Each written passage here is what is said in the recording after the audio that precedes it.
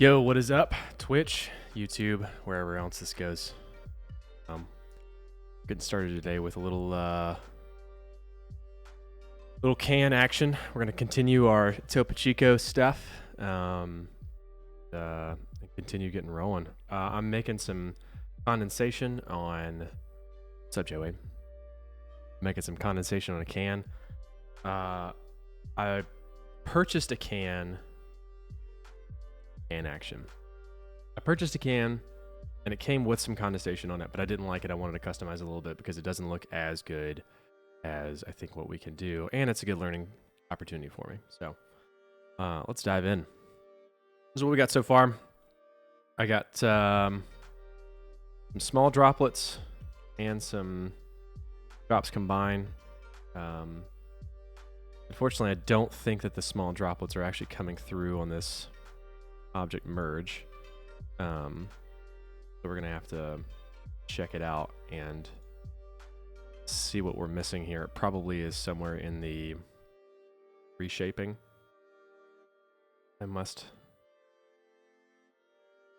Yeah, there it is. So can't use the Gaussian. Probably gonna have to go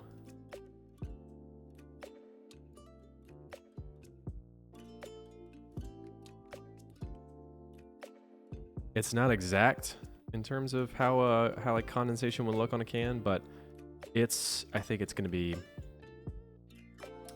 good enough if I had to guess. So basically all of these are volumes that are like, this is high density, very high pixelated or whatever, and I'm gonna convert those into a polygon. So then you convert them over. They become these little tiny bits of mesh. So then you get like some small, some big. It's going to be interesting to see how they turn up, because they kind of get, pushed out a little bit here, and they're not like completely circular either. So I'm wondering if we can smooth that out in the shader view, but we're gonna see how this goes. So I need to convert this to a polygon, which is what I did. Convert it to polygons.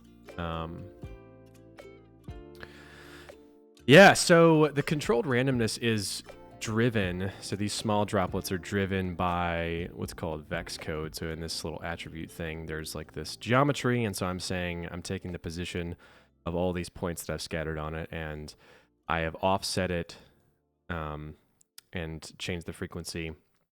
And so basically this noise is driving the scale of each of these dots. And so then I'm fitting it into a range instead of it being like from black to white or whatever. I'm going from a gray to a lighter gray or whatever to just kind of like fit it in to basically bring down the contrast on the noise. And then I'm fitting it again on the opposite side to just make sure that it goes to like 1 to 0 in terms of it's like a coding thing for vex. And then I bind that to the P scale, which is, what makes those droplets. So if I just take this, let's just say I take the scatter node or this P scale out, and I just say copy these to the points.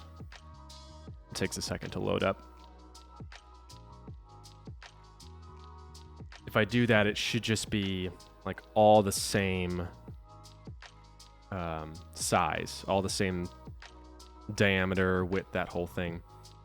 We'll see if it calculates fast or not. This might not be worth it, but we're gonna see. What's up, viewers? This is probably the most viewers I've had to date. Kind of fun.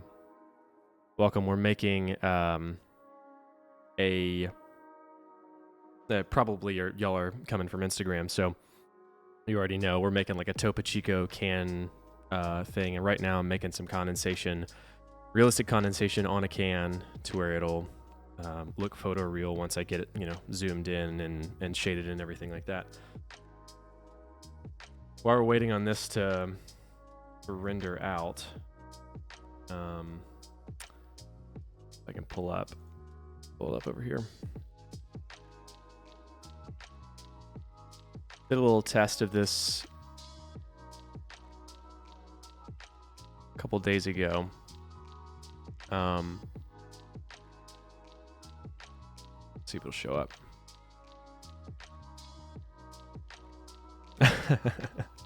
What's up, Dustin? Yeah, I mean, it looks like I should just be able to do that, right? But then I'd have to buy a fridge.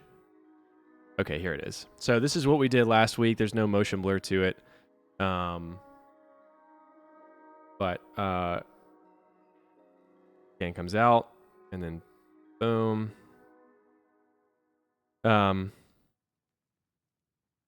The focus point needs to be.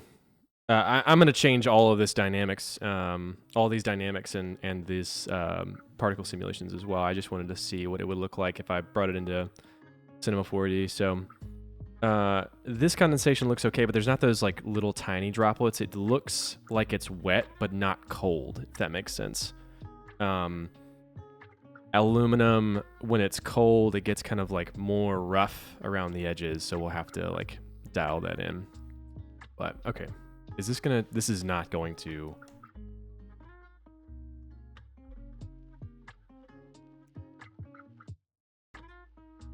It's not gonna work for me. We might have just crashed.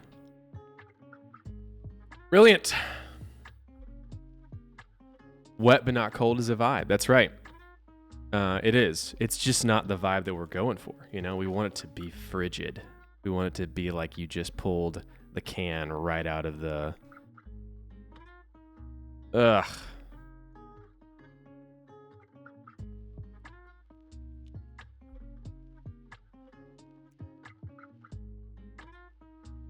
It's trying to cancel.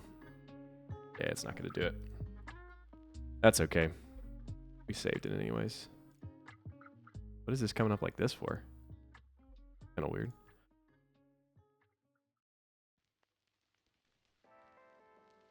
Dustin, how you doing, man? Missed you last night.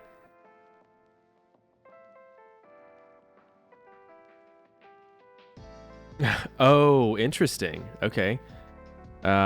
Soaking wet hand and a dry drink. That's it's interesting.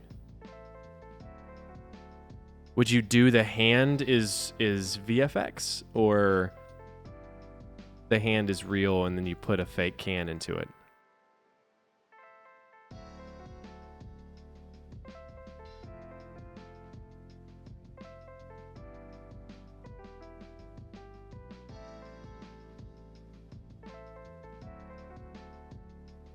Oh, cool. I mean, if you want to be on the stream, hop on in and I'll put you through.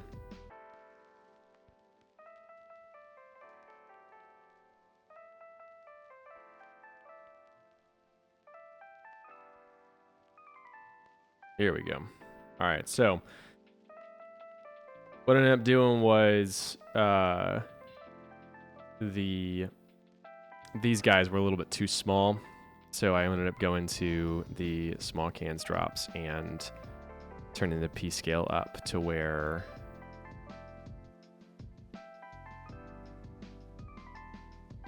let's see, hold on. I think it was 0.5 or 0.6. So let's see what that looks like. Hop out of here and then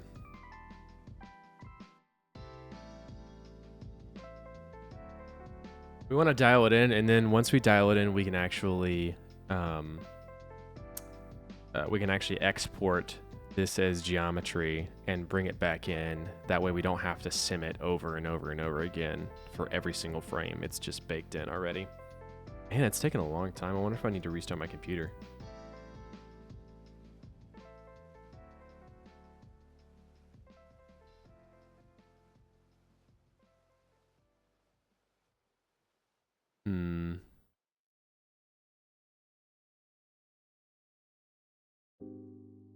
Let's see here. simming something. I don't understand what it would be simming though. Hold on.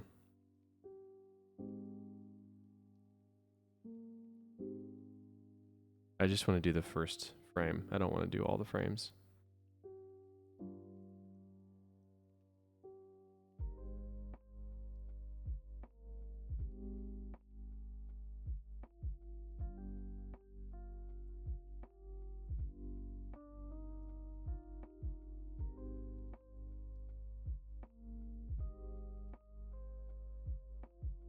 Taking forever. Okay, there it is. Okay, sweet. So basically what we're seeing here is all these tiny little dots are kind of smoothing together. We don't really want that, but we also don't want to lose these, like just have these big chunks missing. We want to have some chunks missing, but oh, you know what I think is wrong? I think the bounding box is wrong in the small drops. So let's get rid of that and go back into the small drops. And yeah, so I've taken this Boolean and I've like deleted a bunch of the can. Hold on, let me show you. So basically it's just supposed to be scattering points onto that geometry, but if I like rotate it, rotate the box, let's see here, hold on. The scattering, let's do the Boolean. Go back, okay. Here, rotate, rotate, rotate.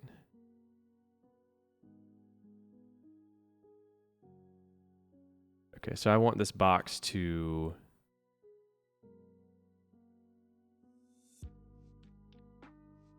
no, not that way. Nope, not that way either. Here we go. Yeah.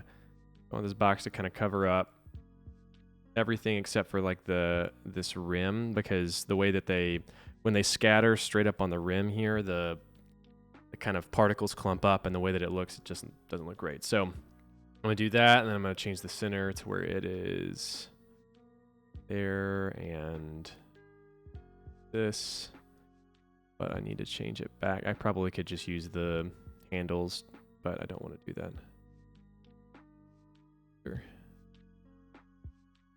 Okay, so I'm just getting rid of that, and then I'm going to say a uniform scale. Let's do polygon mesh, and that way I can... Oh, I guess I don't have to do that. Hold on. There it is. All right, so we've got all of our can in there except for this like one little tip. So once I Boolean that together, it doesn't create this top bit anymore. So that's nice. So it's only going to copy points onto the shell. So then I say copy to points, and I go through this whole thing, and I say like small drops out. And so let's see what we got now. Takes a second to simulate.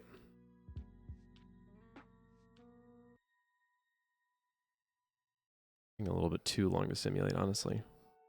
But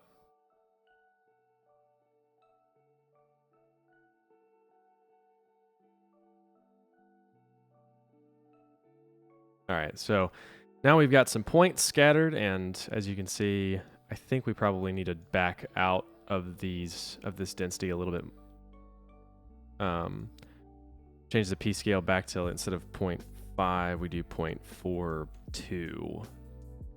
And see how that works, because I don't want these to mesh together, because in the VDB exporting and basically converting them to polygons, they will mesh together and become like one like singular fluid.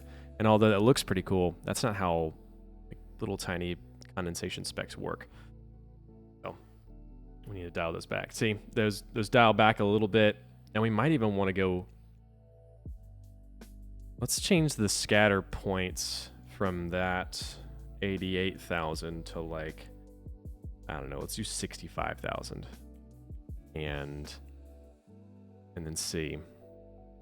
Because I think these points are a little too dense. Normally you'd have circle packing, but circle packing is so difficult for any render engine, I mean, that's at least what I've gathered. geometry trying to stick itself and like come up against other geometry, but like leave a buffer. It's tough. So you just kind of like trick your eye to thinking that it's doing it. And so I think that's going to work. But we're going to have to see on the back end. I'm going to get rid of that. I'm going to go to drops combine. I'm going to go into this and we'll just see what we have so far. Basically, it's going to take the big drops, it's going to take the small drops, and it's going to put them together. That way they like don't overlap. They're going to create one volume. Okay, so it's looking okay. I need to go back to this BDB Fusion and then see what we got so far. Okay, so this is a pretty high density volume, and these are not as high density. So I need to combine. I need to go in here and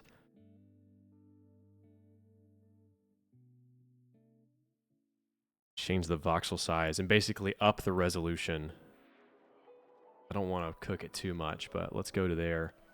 Let's just see. That way I can get more definition in the bubbles.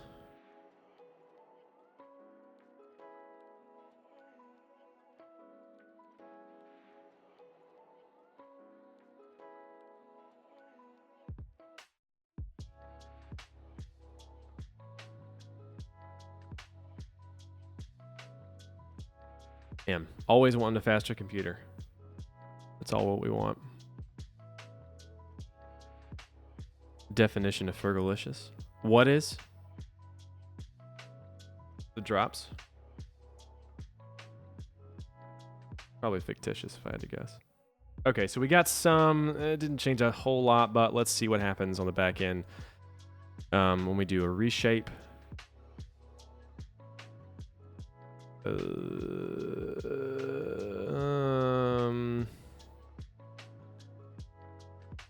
Honestly, this might be too.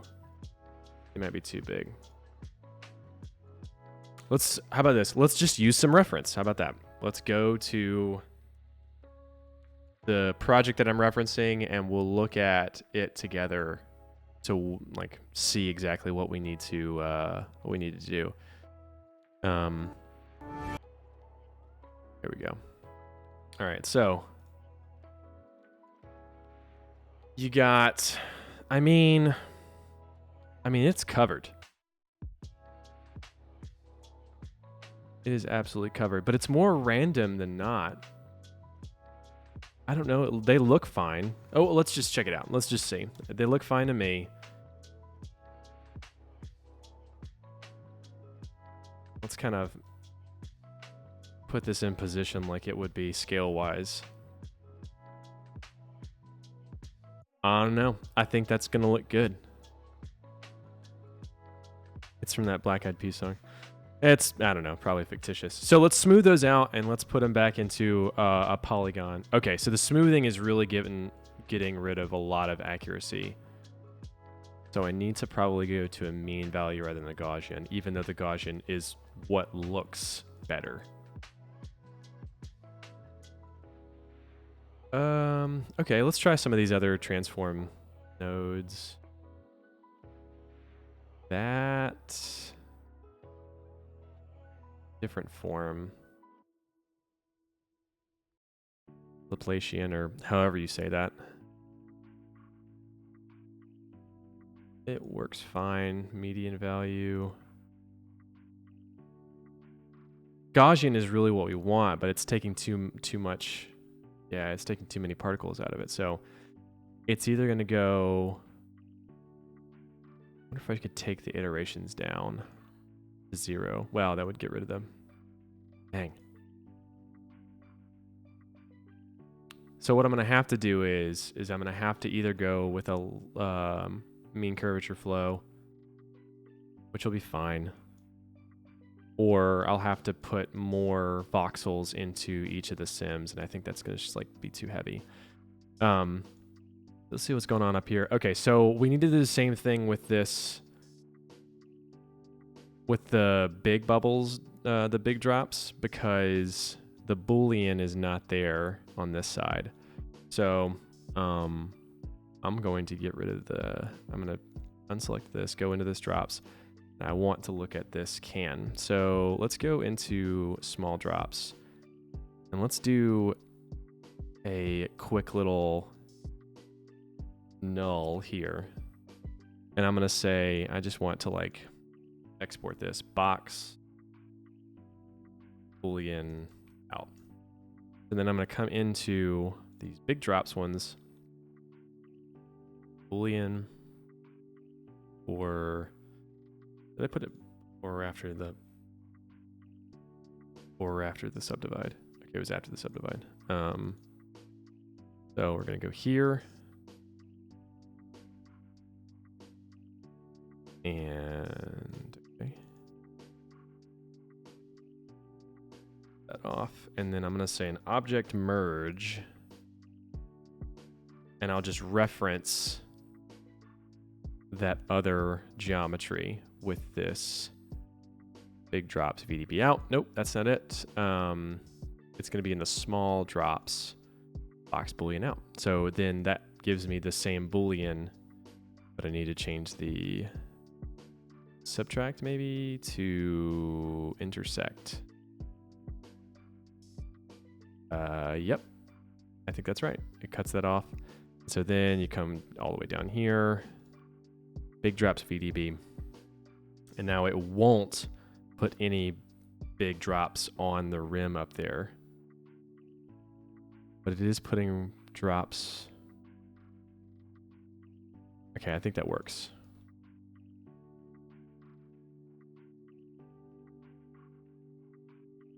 Yeah, can's facing this way, so that's fine. So now let's see those drops combine. Just check it out.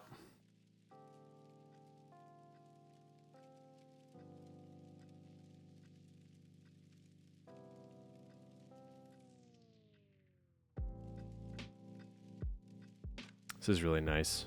This is some soft body simulations. The rigid body, that's going to be pretty simple, straightforward. This, however, is awesome. I'm pretty sure they're just running this backwards, which is cool. Or they're doing a follow position here, so that'll be fun to figure out. This will be also great to figure out. That'll be cool. Yeah, I can't wait for the rest of this stuff. I know that I just need to like dial in on this, and then we're gonna be good. We're gonna be golden. Okay, so let's do a convert VDB to a polygon mesh, and let's see what it looks like when it comes out. Okay. So not bad. Nope. I think that looks pretty okay. It might need to be like a little bit more dense. Because as we're seeing in this, I mean, it's like, but these look pretty close. So let's just go with this for now.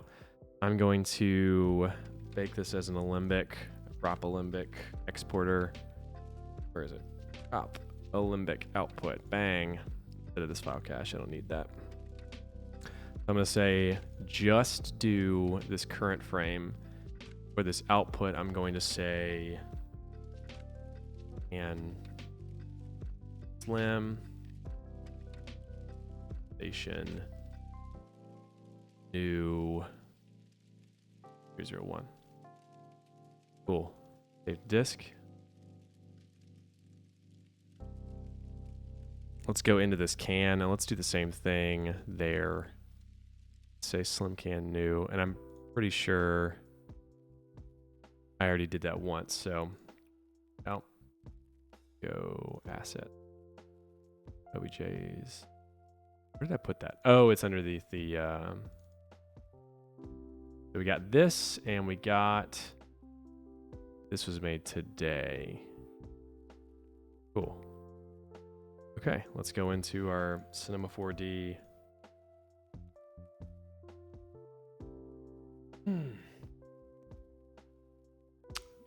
Let's open our Cinema4D project. I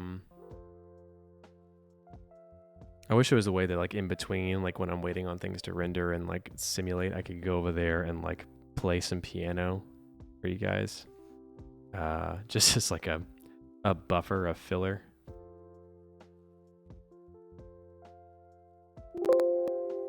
Oh, that's cool. Oh, you know what? Interesting. Oh, yeah.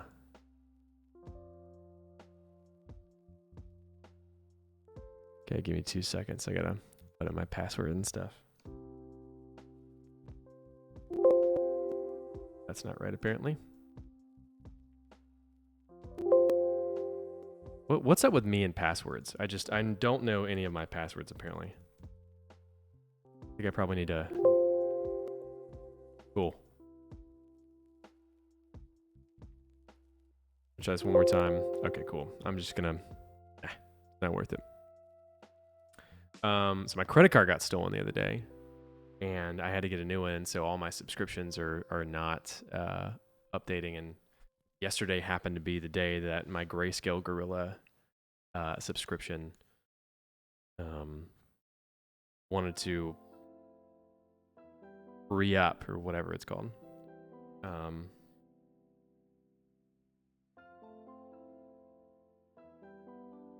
I need to go and update it. Apparently it's the long character password, but I don't really know. My subscription.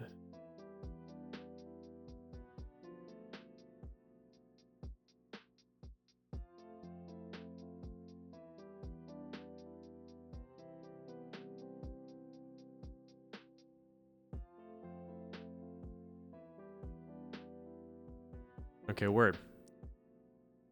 So I'm gonna wait for that to go. But basically we're just going to continue in Houdini and making this full sim. So I'm gonna get rid of this drops for now, and I'm going to go into this can, and we're gonna make a simulation where the droplets are on, and then they kind of float off and then scatter, and there. We want to make basically this scene. That's right.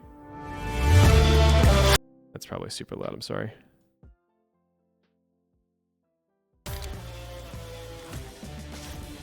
Yeah, so this right here.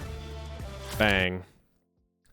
So after watching this a bunch of different times, I think it spawns particles. We've done this. I did this last time, but I figured out another way to do it. So it spawns particles all at one time from the drink, and you can't really tell because it's spinning, so it like still has the condensation on it. But all those bubbles are being it's called particle advection. So all those particles are being advected by a smoke. So we have to make a smoke sim, and then we have to throw it in a certain direction, and then we have to have the particles be moved by it. So we're going to do all of that. Let's clean this scene up a little bit. So small drops, big drops, drops combined, and camera. I've never been good at organizing all of my stuff, but let's go into this can, and we're going to... Actually, you know what? First, let's make a sphere, and let's do the smoke sim first.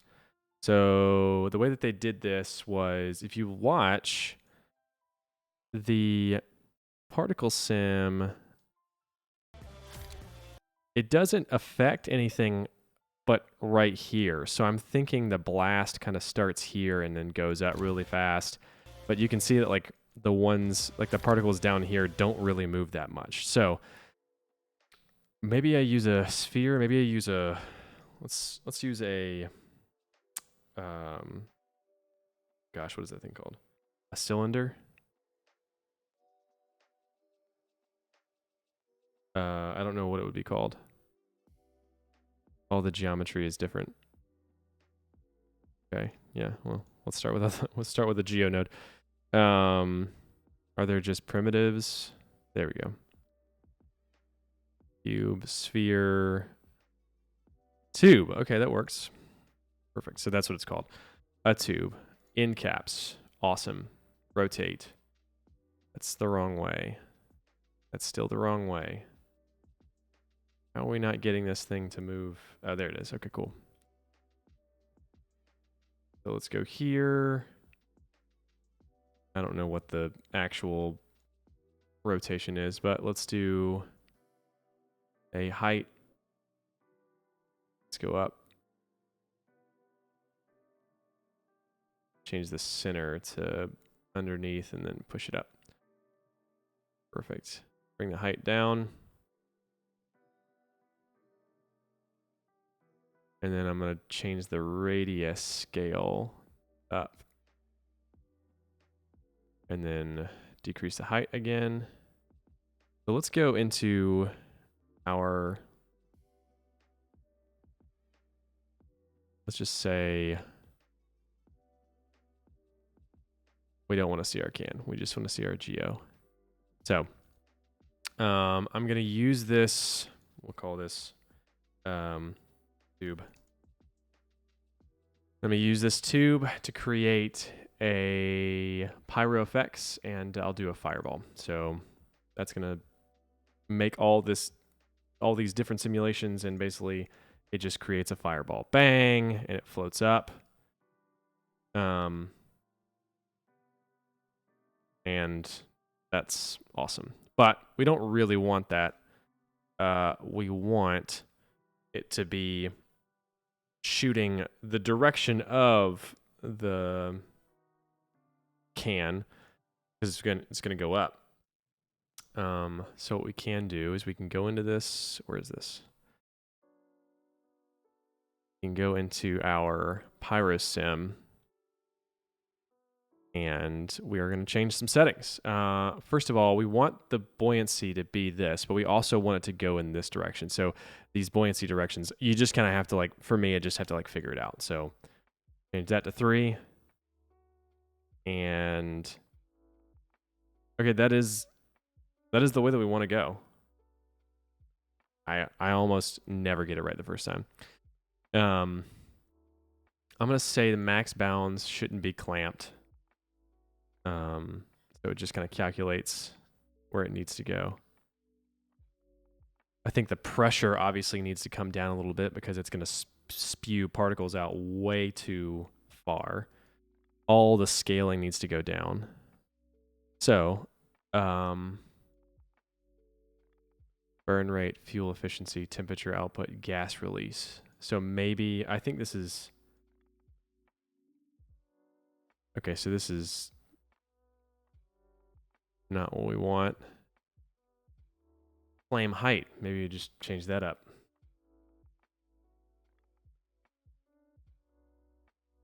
Okay, that's similar to what we want. Let's do like a 0.3.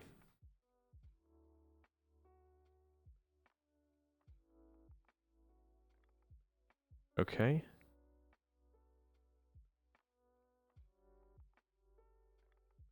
All right, I think I'm going to have to make my tube a little smaller. It's just combusting a little bit too much.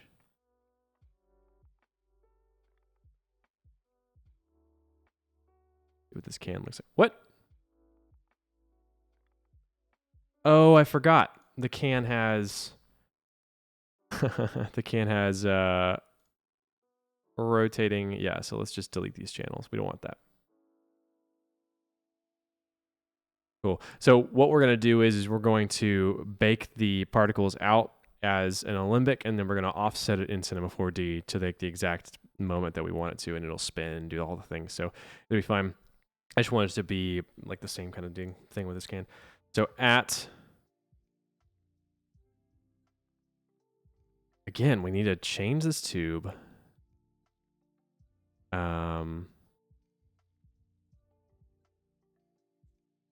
Oh, this is interesting. I've never seen any of these. Particle separation. Oh, let's change this to 3. Let's make a little bit more high definition particle sim. Yeah, so that's why we see, like, we see exactly what we're doing. Boom.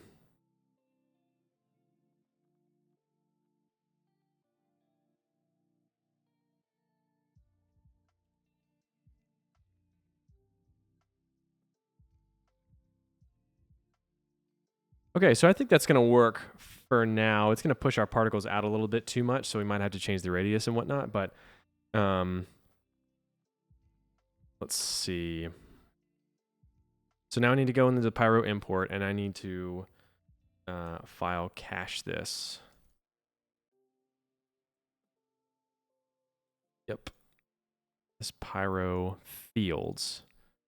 So apparently I've already saved something in here, but we're just to say save to disk. It's going to save all those frames, and then we're going to use that and say load from the disk, and then we're going to bring it into our particle simulation. So I'm going to say null. Let's go. What are we doing? There it is. Load from disk. And I'm going to say, I'm going to call this null the pyro fields out. So we can reference that later. Again, this just gets so... So now what we need to do is we need to go into this tube. We need to like spawn some particles. So with this tube, I'm just going to say that's all over there. I don't want to deal with that right now, but I want to make a pop solver. Do a little of this, go into here, and we just spawn some particles. Boom. But we only want to spawn particles on the first, let's see, the first, okay, cool.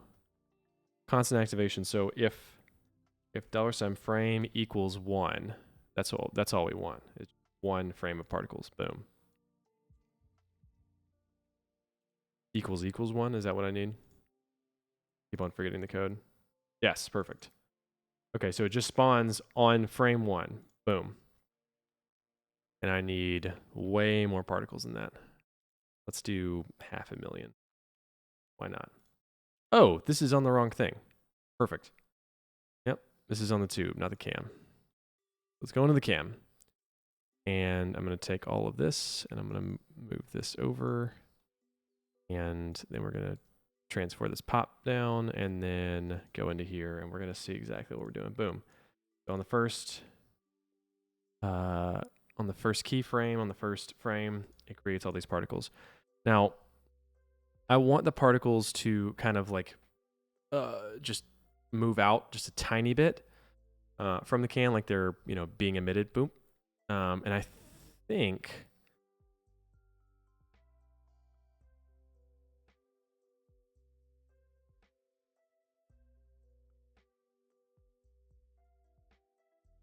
set initial velocity. Okay, let's just say 1, 1, 1, and let's just see what happens.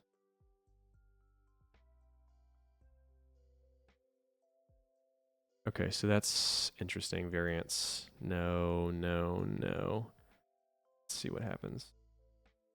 Okay, so it's going in a certain direction. We don't want that.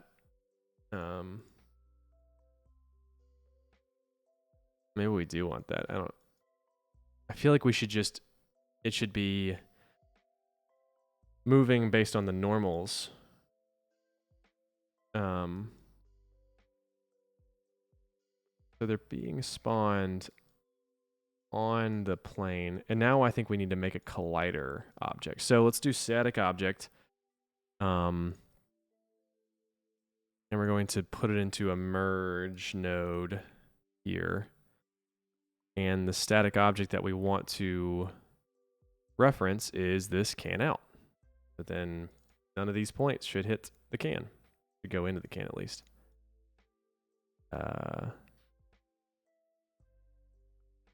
But that's not happening. I don't know.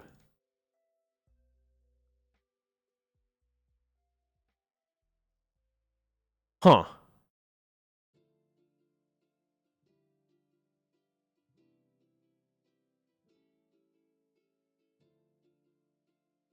I don't know. Well, let's keep going. Instead of doing this initial velocity, we're going to go to a pop advect 5 volumes here. In the SOP path, I want to reference the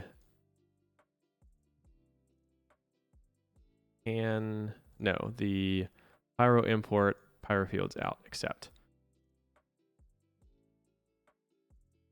Okay, so now we're seeing the explosion affect the particles, right? Boom. And so we don't really want that. All these particles don't look like they're, it doesn't look fluid, right? So let's just up the source count and let's see if we can see any sort of, I don't know, binding or like where the, okay, so we're getting these like more dense particles, right? Like we want that kind of deal. Let's go up to 3 million. What is this song? I hate the ukulele. Right. Yeah. See that? Boom.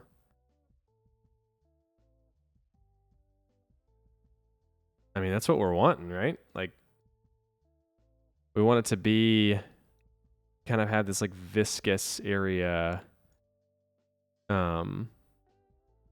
With like some particles out here. But again, we don't want it to be affecting the whole thing. I mean, if we look at here, the bottom's not doing this. Oh, hey, sorry, Joe Wade. What kind of animals hate a uke? I just don't like a ukulele for this, like just right now. You know, I love a ukulele when I don't know, Christmas time or something. But so the smoke sim ended up working. Basically, we created a pyro sim that is now advecting our particles. So that's working, but we just need to go in and we need to change up the pyro sim a little bit. So I'm going to get rid of this can and I'm going to go to this pyro import. Actually, what we need to do is we need to change this tube again. Oh yeah, I need to do it after the, here it is. Oh no, that's the can. Tube, height, down. And let's do the center up and then over a little bit. And so hopefully when we see this, it will be,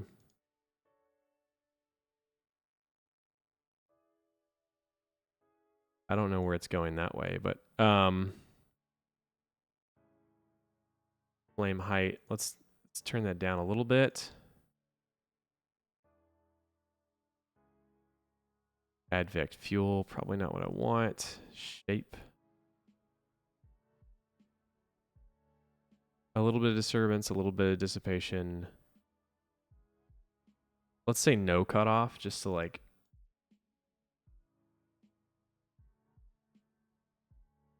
Okay, so now let's go into this import and let's cache this file again because that's, you know, all the old stuff. Let's see. Let's just check it out. Okay, that's probably not what we want, this going that way, I'd guess.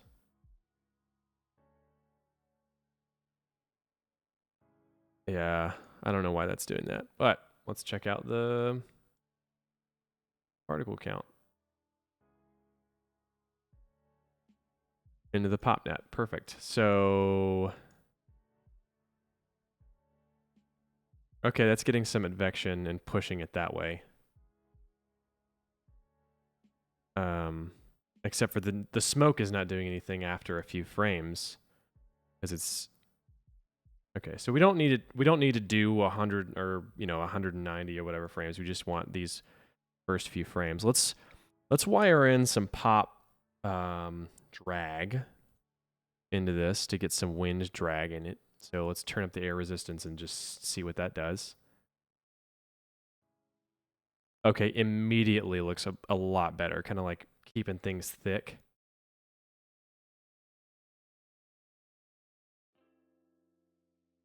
Perfect. Let's keep going down.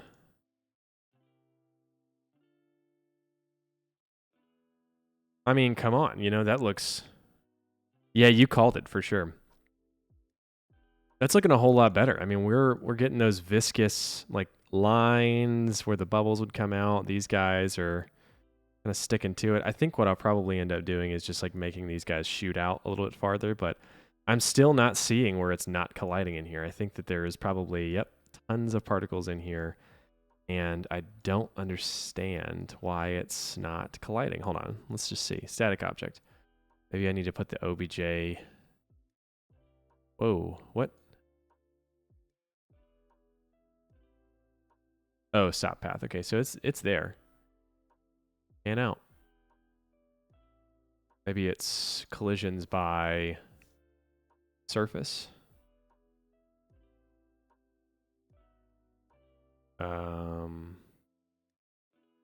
Okay, what I think.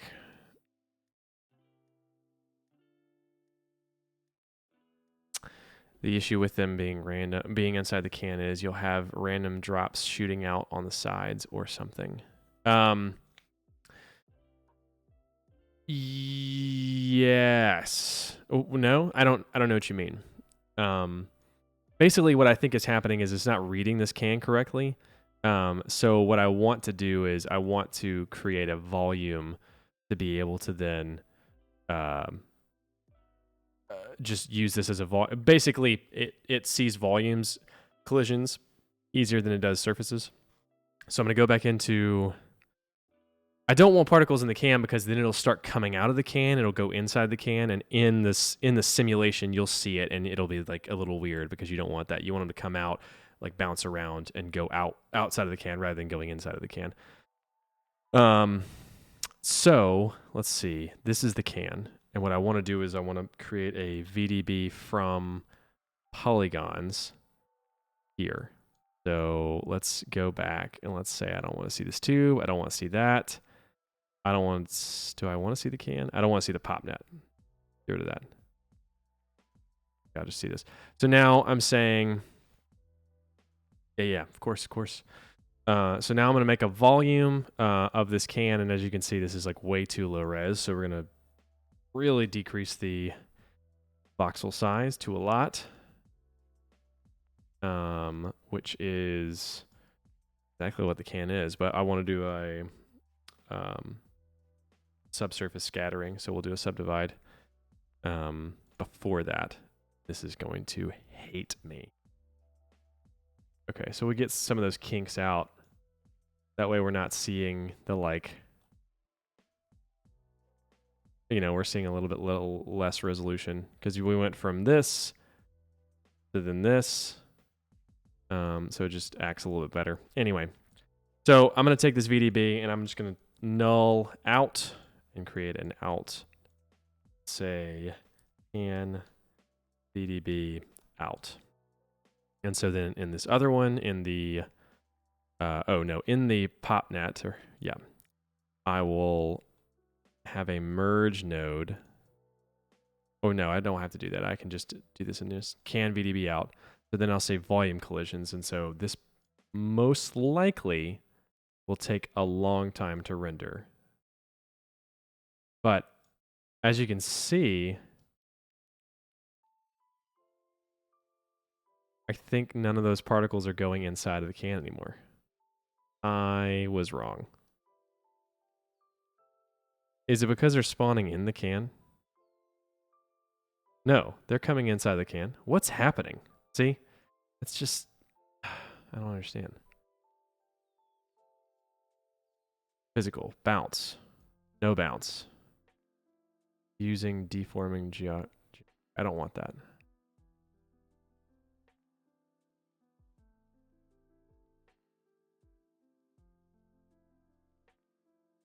I want to use volume collisions. That's what I'm doing. I'm giving you a VDB out here.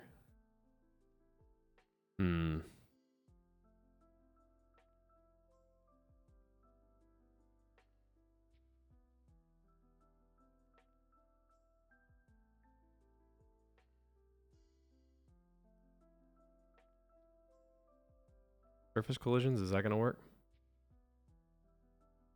Nope. This is just a can out. Yeah. Still not working. They are what? They're spawning on the inside, on the inside of the can? But they're coming back into the can. I don't need that. I need the static object. Oh my gosh. I'm so mad. Okay, so this is the same thing that we had the other day. and I'm pissed about it, but you go into this merge node and you put it before the pop solver.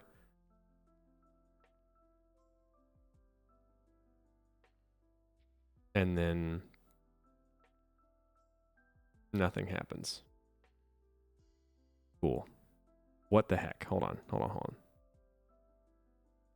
Oh, embarrassing. Yeah, I know, right?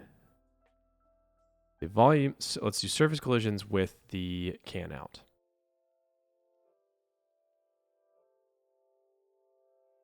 Okay, now that's definitely working.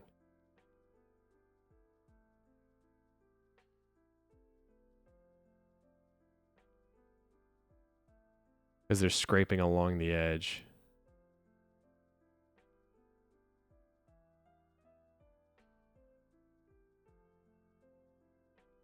Okay, sweet.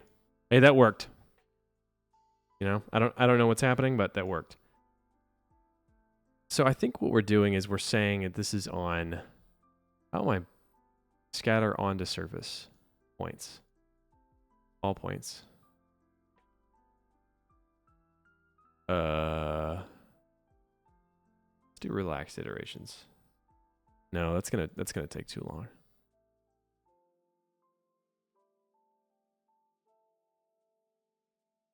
I think all this is gonna be fine. Yeah.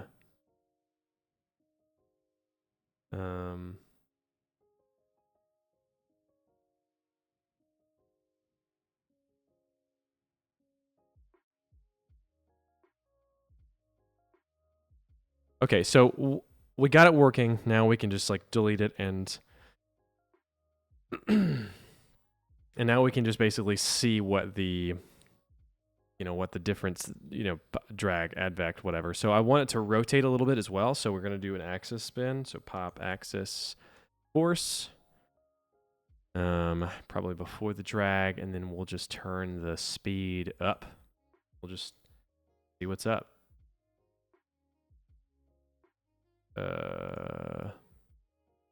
Don't know what's happening here. Don't see anything.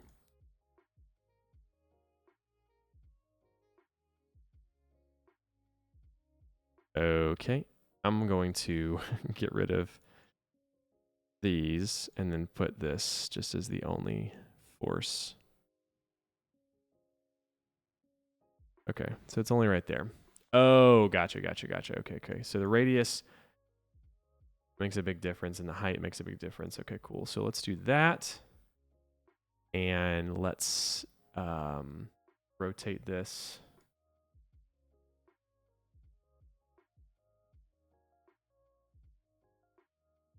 And let's go over here and up. And let's do the suction lift speed is that.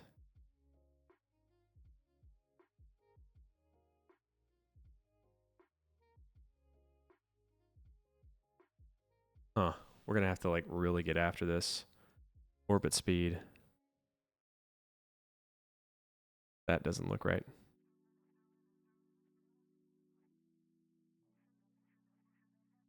Huh. Looks kind of weird. Okay, let's go ahead and put that pop advect back in. I honestly think the drag is just killing us right now. Oh, that's cool. So that's exactly what we want. Let's just say that it's...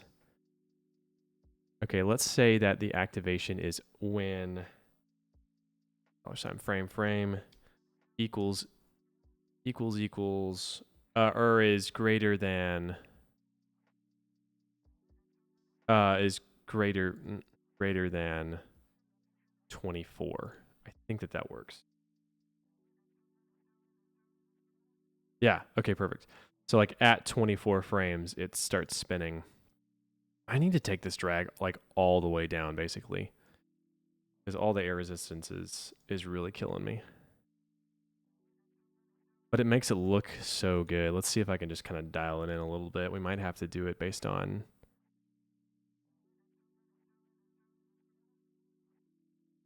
I don't know, that's looking pretty okay. Let's see. So I think it needs to spin right at the beginning. But the problem is that I'm not getting that, like, those vortexes right off the start. Maybe I need some wind, some more. Turn this air resistance up, and then let's go pop wind. Yep. After the drag. Turn down the air resistance and turn up the amplitude.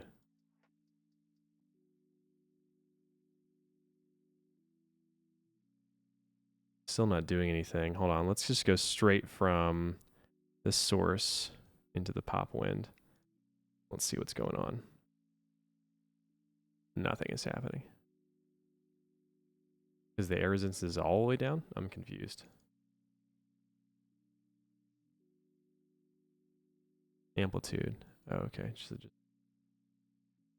Does it go in a certain direction?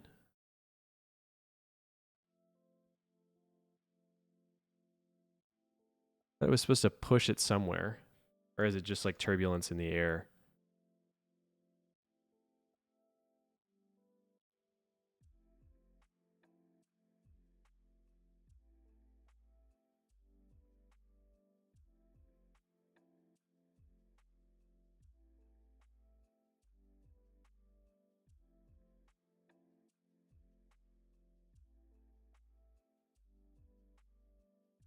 Huh. It's kind of weird. I like thought for sure that we would get something that's like a...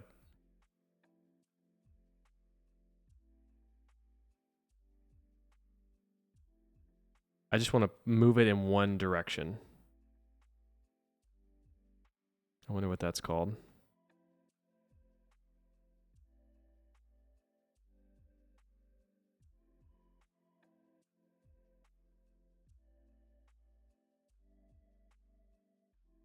I don't know. Oh, the wind velocity. Haha, there it is. So what do we say? 3 and then 1? Is that the direction that we want to go? Hey, look at that. Look at that. Okay, so that's what we want. Let's just take the air resistance down and let's turn out the amplitude a little bit.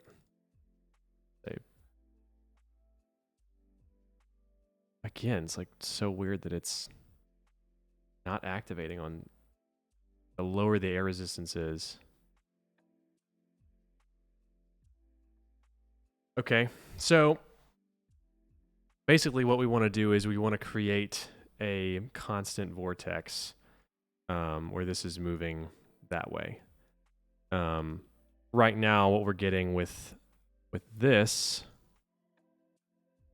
which is really cool,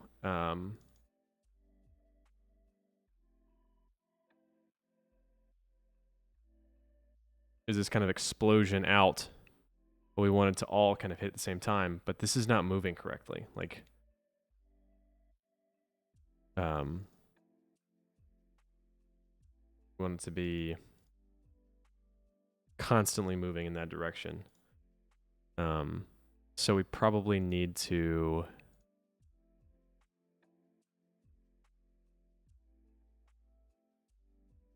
guide. I'm surprised I can't do it by a bounding box.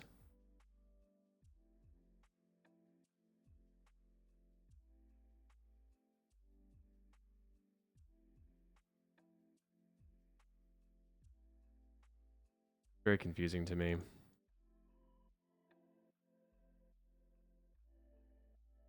Huh. Yeah, I could probably use a vex expression, but I don't know how to do that. Whatever. So we'll just wire everything in.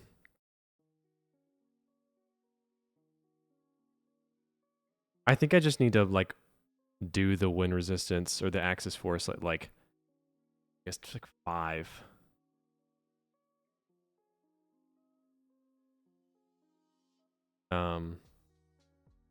Maybe 3.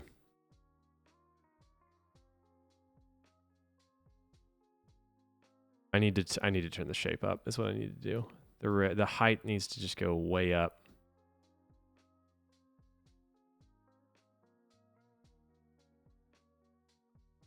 And the radius needs to go up as well.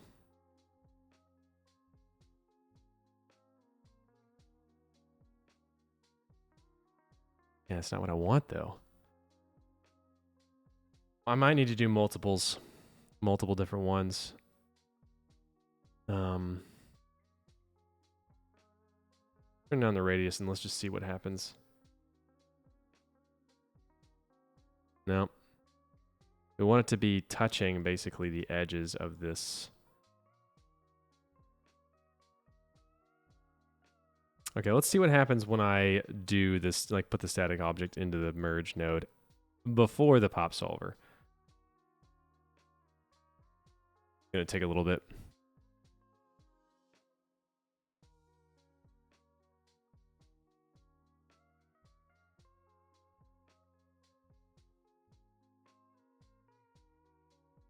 I mean,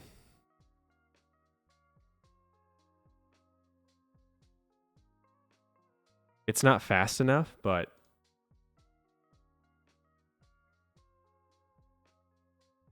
it's getting us what we want. That explosion's a little weird. Maybe I do need to put in a little pop wind right at the beginning. Hold on.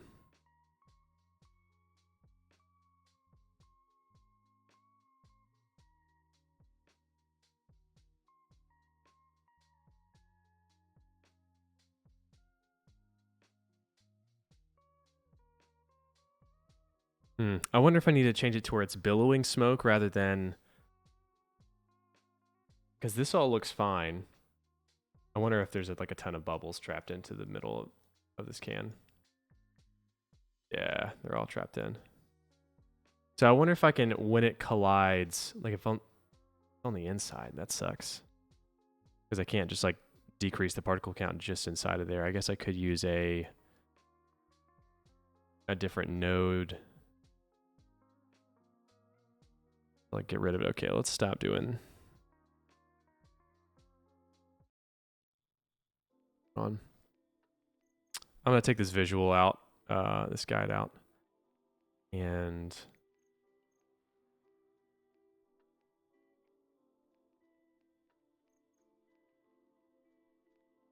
so it's spinning as it's doing this, which is fine. I don't like this. I think what we need to do is we need to go like do our like a resim of the smoke. I think that's gonna help us out a whole lot. So let's get rid of that. Let's go back in this pyro sim. Is the can hollow or a solid object? It is seeing it as a hollow object, because it's not a filled.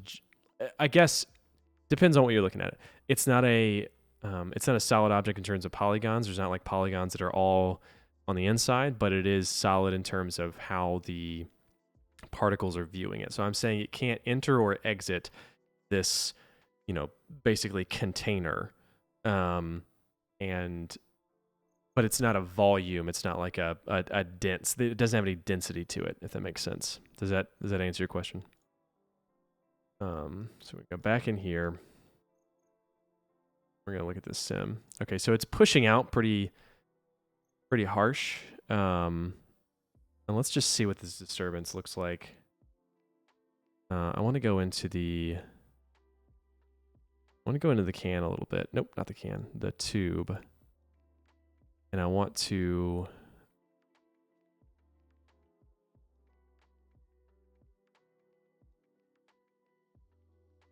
Yeah, I'm not really sure how to get it to not form inside the can, because again... Oh, you know what I should do? To get them not stuck on the inside, I should...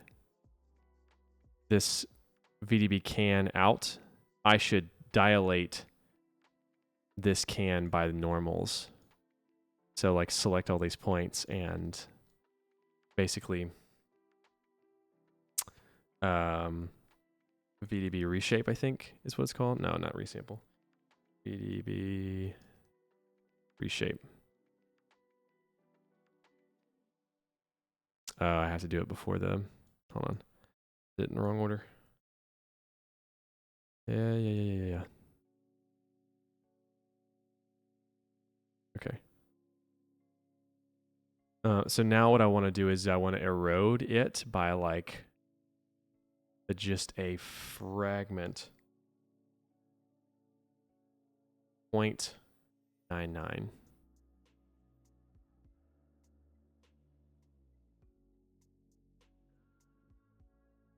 Did I do it?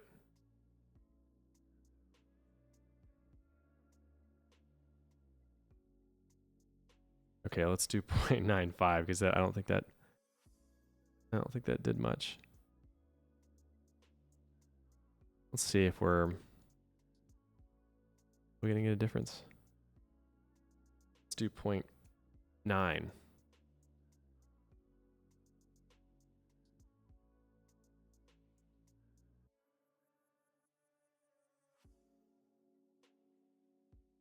I'm honestly trying to see if we're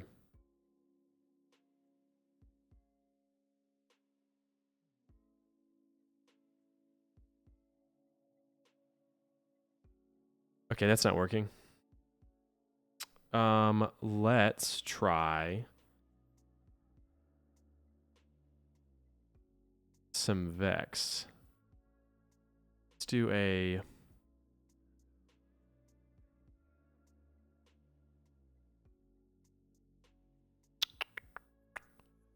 point wrangle. And let's, oh, that's not what I want. A point bop. And I'm going to go in here and I'm going to say the position of all of these need to be displaced along normals. So like their position, normals go in there. And so now I'm going to say displace it by -1.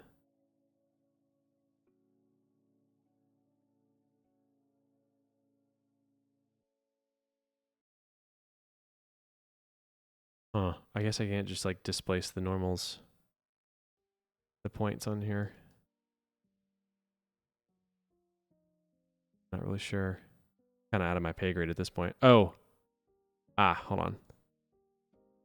Hey, there it is. So that's like way too far.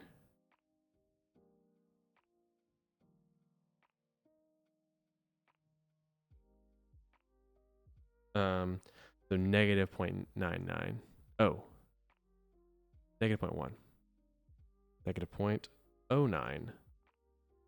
-point that. Okay, so I've just basically decreased these. Let's say 0.02. That. Basically, I have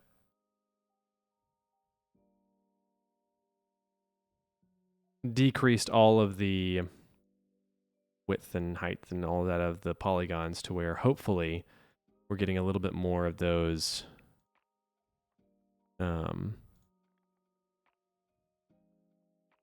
particles aren't hitting and staying on the inside.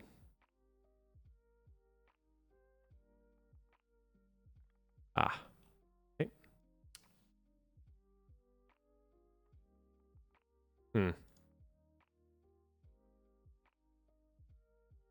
I mean, they are spawning on the inside of this thing. I don't understand what I'm doing. Maybe I need to spawn them outside of the can.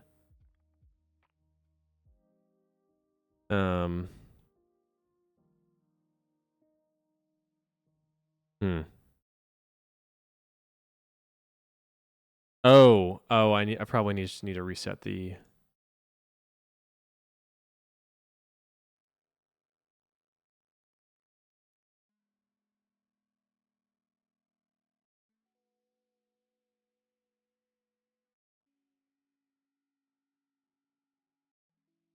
Is that working? No. Hold on. Back to the can. Can out. I don't want that there. I want the can out to be here.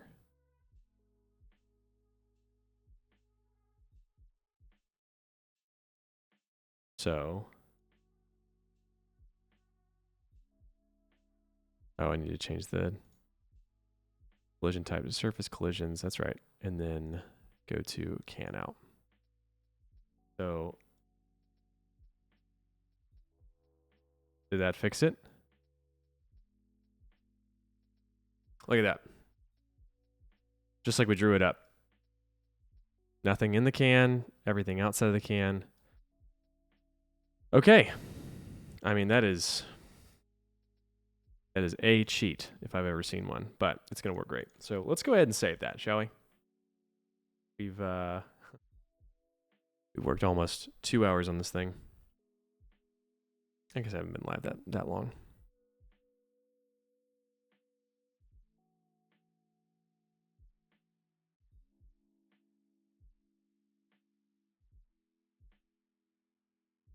Okay, so I think that looks great. I think it just needs to be retimed a little bit.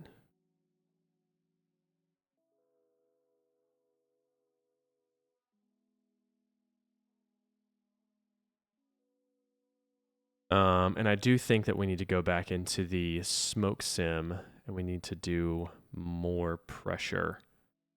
But again, I'm not sure how to do that.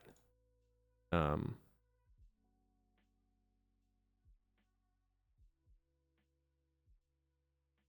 definitely need to turn up the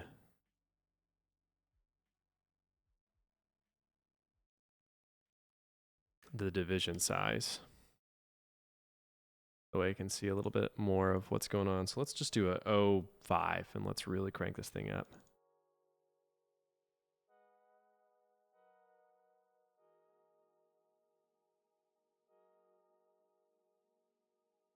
Really want to see what I'm doing.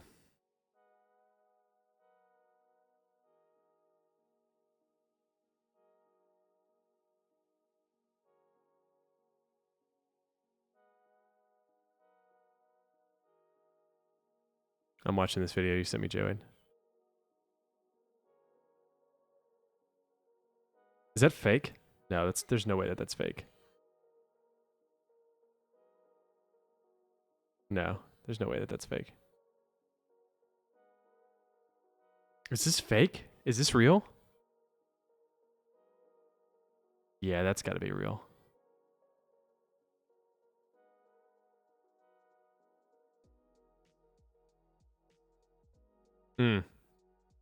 It's nice though.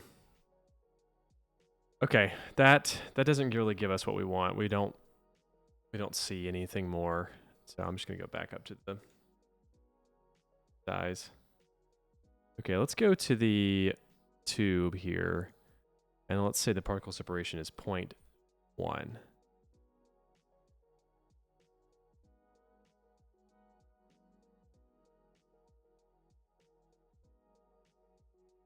Particle scale is that.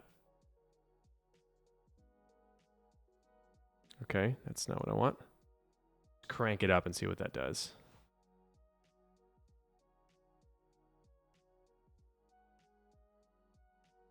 Yeah, I want a continuous flow, so I need to turn the gas back up. So I think what happens when they do a fireball is it automatically puts down this like gas release thing to where it turns down, but I don't want to turn down. I want it to keep going.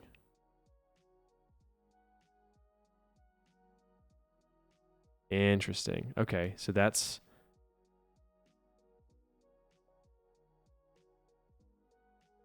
I wonder if the fuel ignition temperature, let's turn that up. Okay. Turn up the fuel efficiency. See what that does.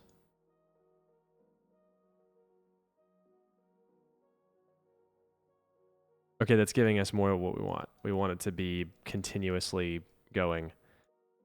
But I don't want to have to smoke sim this whole thing up. I mean, I guess I can. That's fine. Let's go into this file cache and say save data. Oh, I love the inspo. It's fantastic. I wish I could get my iMessages here. That way I could check it out. But this is cool. Instagram reel.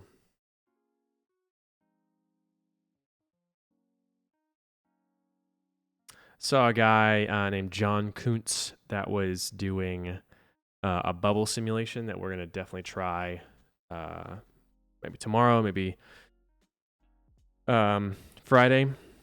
And whoa, that's cool.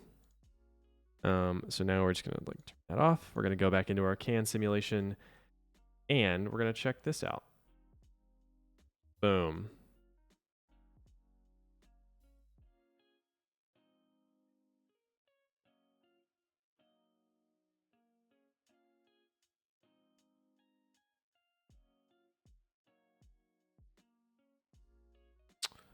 That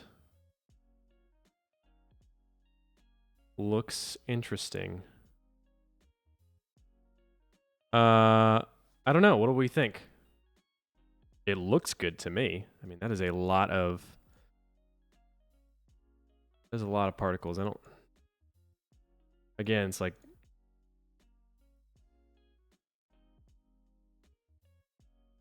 I feel like the initial burst of the smoke sim does not need to be there. Boom. You know, like I think it needs to be a little bit smaller and then like billow out more. So maybe honestly, maybe I should just,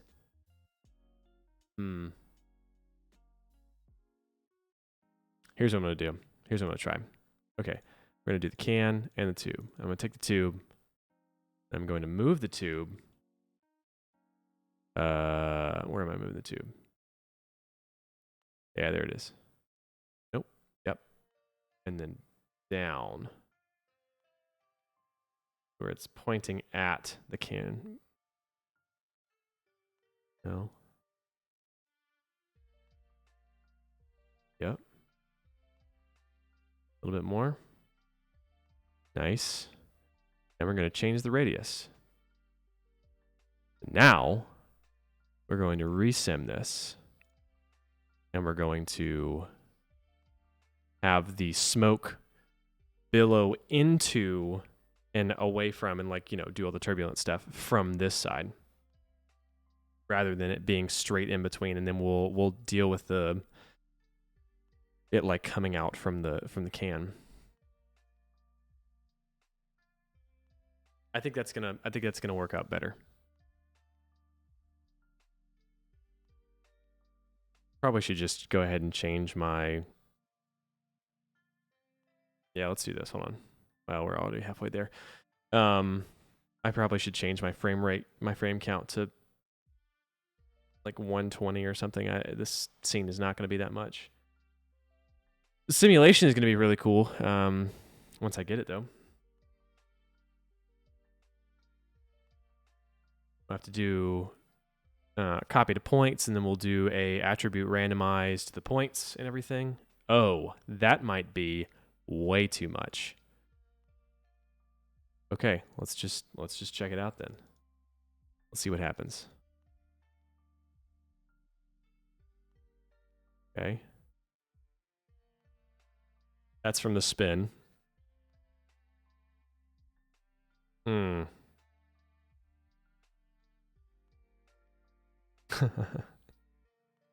Crap.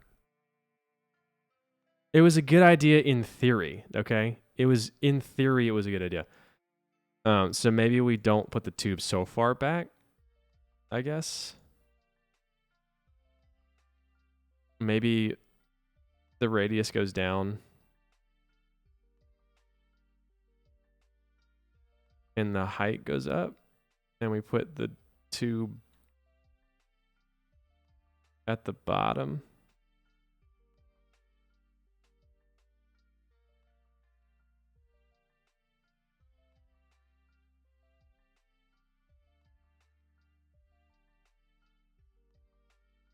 Want that.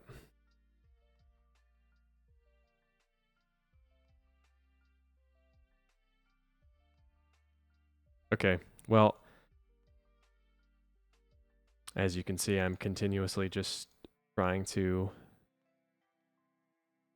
manipulate this, but I think a couple of things need to change. The lift needs to be taken away from this pop sim on this axis force. Get rid of this. this lift speed. And the orbit needs to be fine. Oh, the orbit needs to come down probably. But let's change the radius to where it actually hits the... So.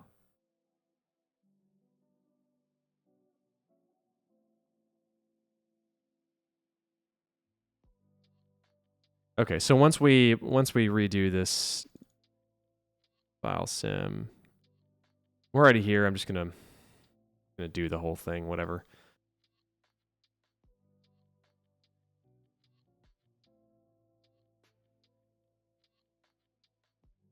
It's a lot of fog. I think what we're gonna end up doing is decreasing a lot of the stuff that I turned up a little bit too far. I just wanted to see how far it would actually take the gas. I need to decrease the initial velocity, but then the smoke billow needs to be still there. So I need to figure out what that's called and then which way to change it. Okay, this looks a whole lot better in terms of like what we need. Okay, so I'm gonna go in, get rid of the tube, go into the can, and let's do a resim on this.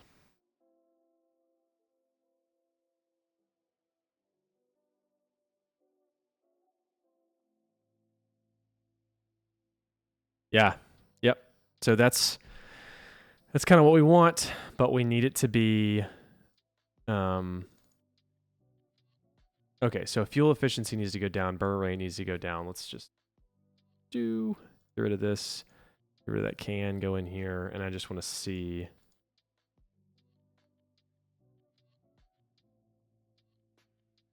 Okay, burn rate is down, ignition temperature, let's put that down.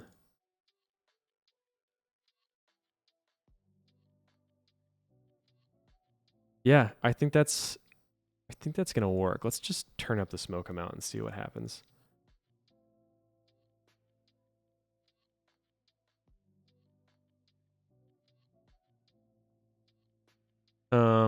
Okay, I want to turn up the buoyancy to make it go a little bit faster. I think that's under simulation. Okay, yeah. So let's do 12. That should move the smoke a little bit faster. Let's just crank it up. 22.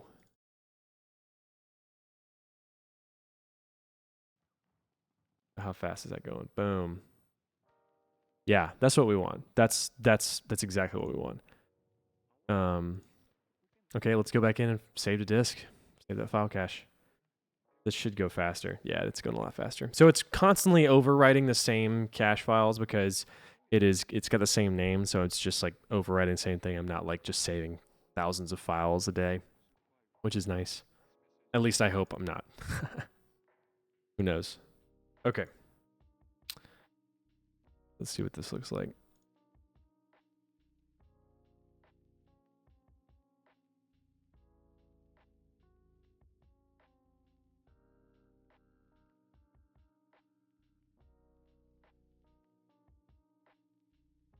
I mean, looks pretty dang good to what we want. It's not getting the ton of swirls, but let's go ahead and go into our axis force and let's increase the radius again. Let's get it twisting.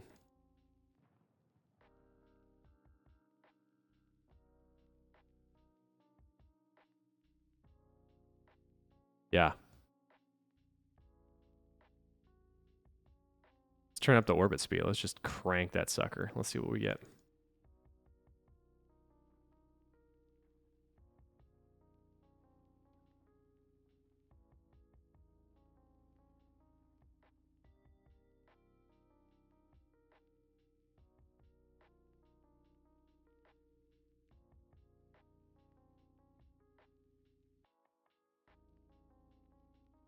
I mean, I think we've gotten there. I mean, I think honestly we've got some really cool variation. We've got some particles that are still sticking to the, you know, the can itself. We've got thicknesses, we've got scattering. all that's going to be kind of out of frame. This is just going to be basically the frame that we're looking at right here, because that's what we're looking at right there. Boom. So it just needs to go a little faster, right? Like, if this is playing in real time.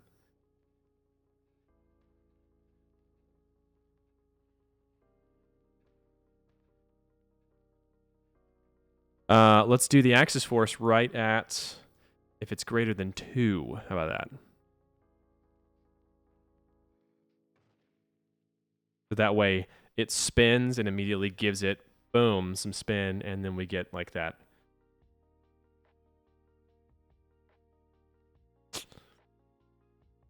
Yeah, this is cool. This is all cool down here. It's kind of bending around and going towards the can. It's all kind of, I think we got there. What do you think?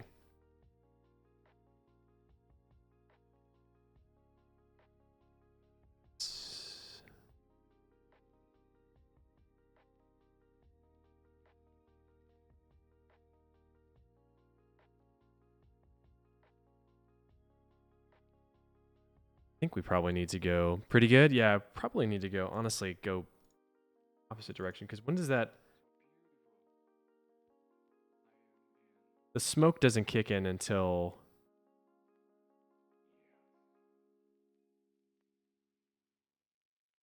so let's say 12 instead of right off the bat. Let's say 12, and let's just do it at once, right? So, boom.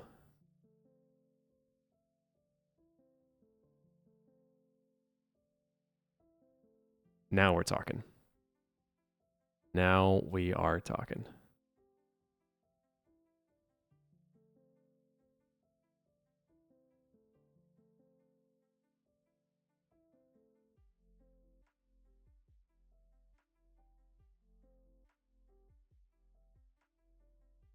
I mean, we got there. I think we got there. That's pretty fun.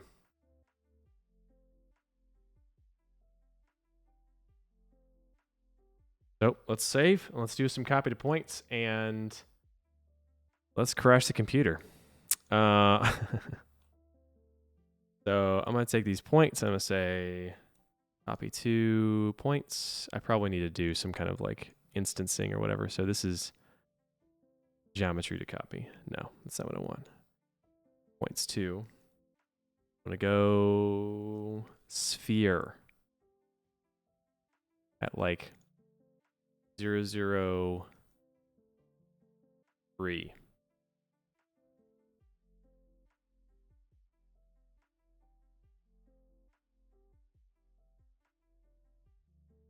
Oh, it's doing that thing again. Dang. Hold on.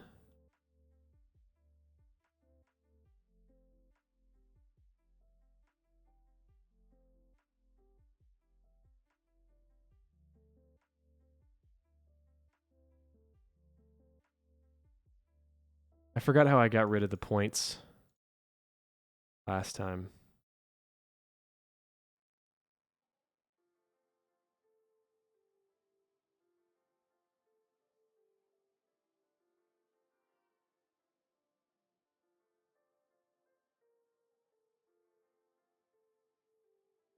Do you remember I'm gonna have to go back to my own freaking live stream and figure out how I got rid of these points, because basically it's saying that like once I send this file, this geometry into like through this transform node and then into this dot network, it's seeing this static object and this as, points. So it's scattering the surface and it's telling all of these, like getting all these points. So it's kind of annoying. I turned up the time scale, but I don't think that's going to be what we want.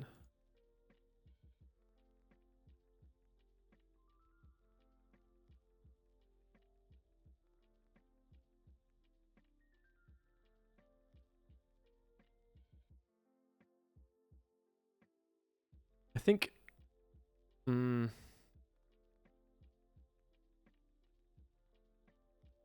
think Nathan actually texted me about this. After your live stream.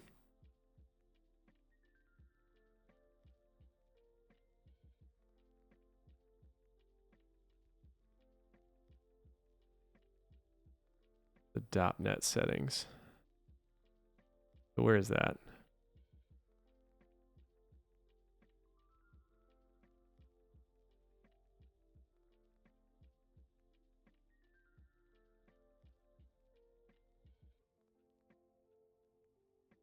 Each particles, use mass, create positions, keep reap particles, reap at frame end.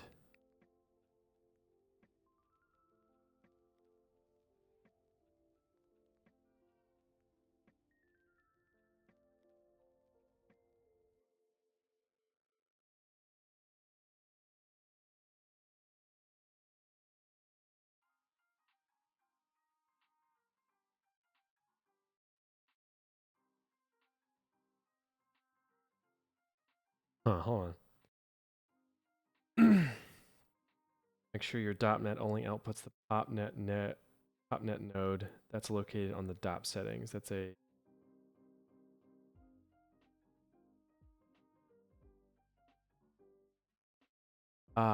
object. Oh, got it. .NET 1. So object is .NET 1. Copy to points. Is that right?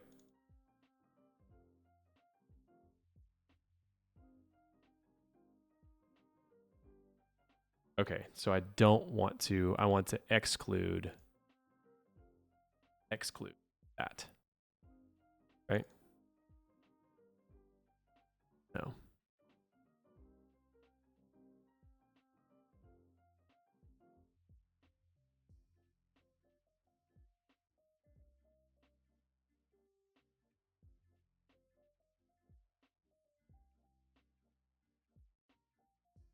Huh, what's happening?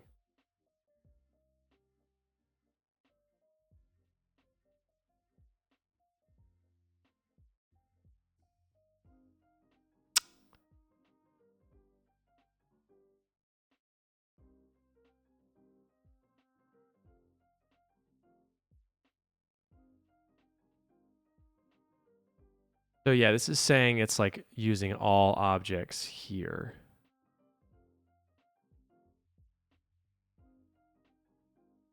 How did I do this last time?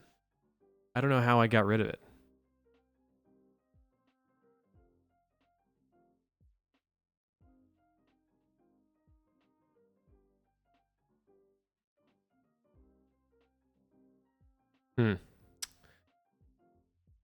Um,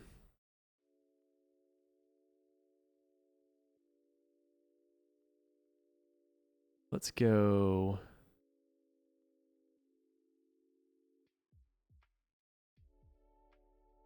I'm literally looking myself up to see how I got rid of this.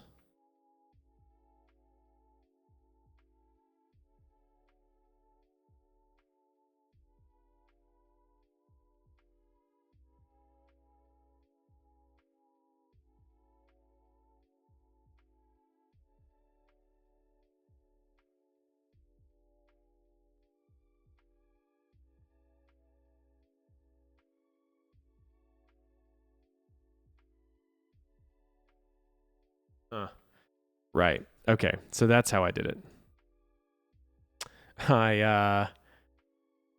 Okay, I figured it out. That's probably not the best way to do it, but what we're going to do is we're going to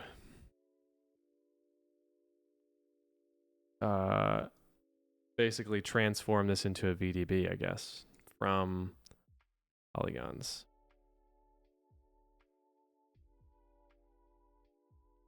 That's all I know to do. Like really crank it up. Probably don't need to do that much. Let's do.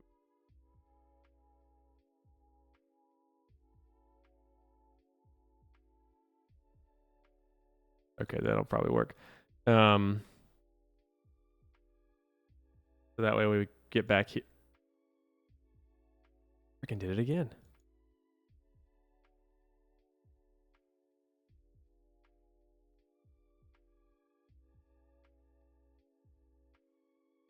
I don't understand.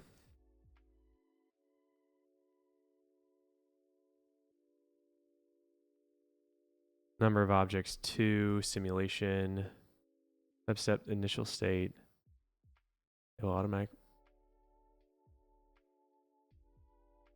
I am just stunned about why this is not working like this. I'm getting points out. Why isn't it just giving me the points out? Because that's all I want. All I want is the points out. If I decrease, if I don't have the static object, does it also still... No, it doesn't have it in there.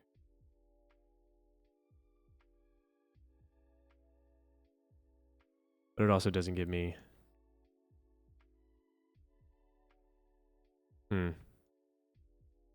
Okay.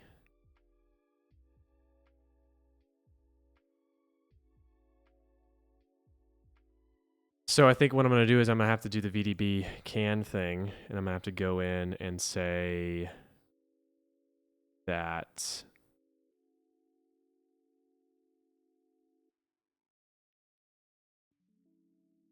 the collision type should be volume collision.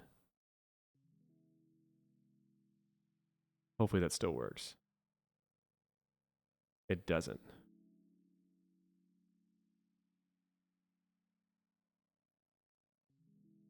Maybe it does. Hold on. No, it does not.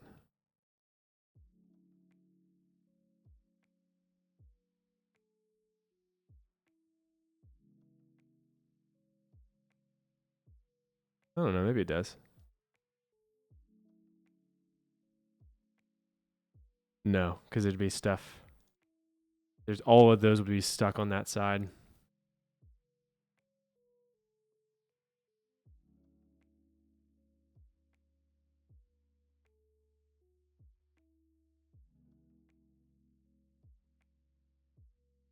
Create active object, forming object. Object path, nope. SOP path, nope. Group, nope.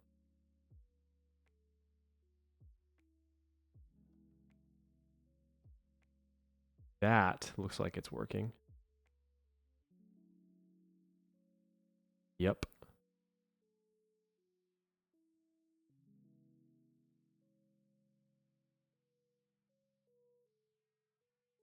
Yeah, I think that's working now.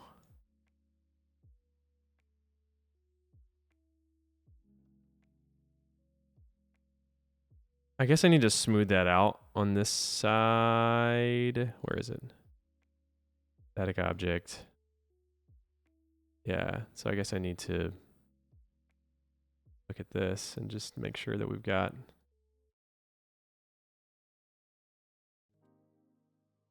Oh, so that's the eroding version. Right, okay, so I'm going to go into this and I'm going to say this displace amount needs to be promoted. That way I can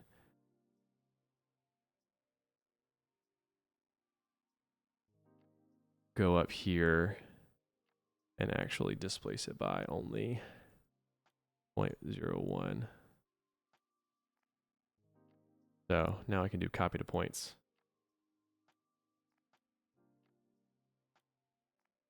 And I guess I'm going to need to do like just a relax the iterations a little bit because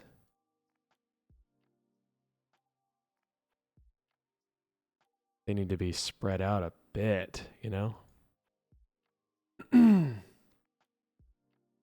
Yeah, copy to points. Excuse me. 001. That way I can actually see what I'm doing.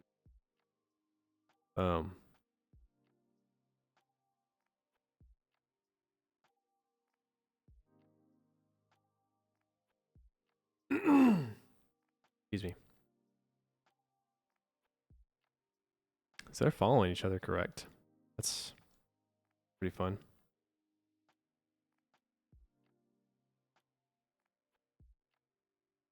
Cool.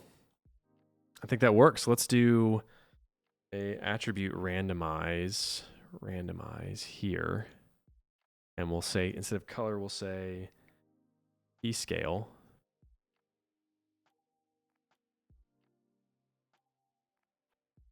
And we'll set the global scale. Actually, you know what we should do?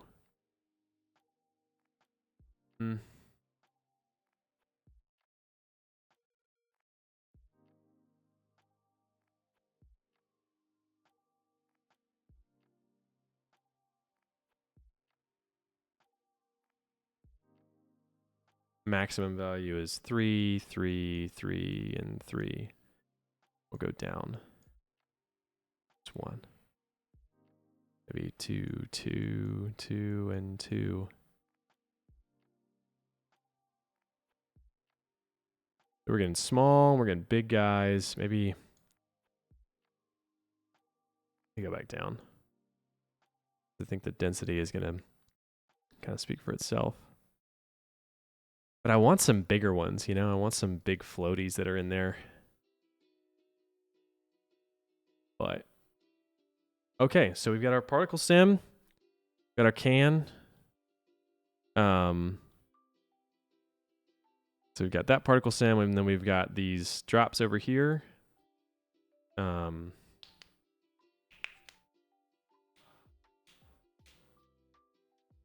we're going to check out.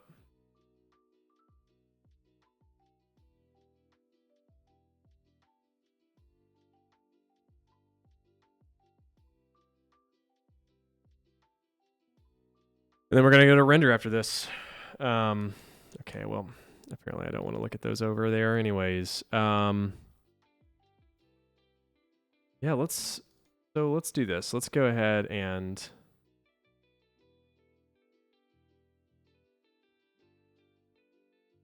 check this out.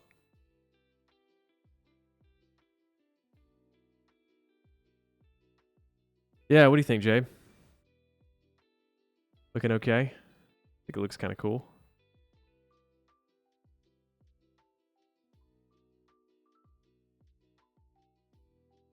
It's constantly evolving. It doesn't just look like it's sitting, so that's kind of cool. I don't know if these bubbles are going to be as thick as I want them to be.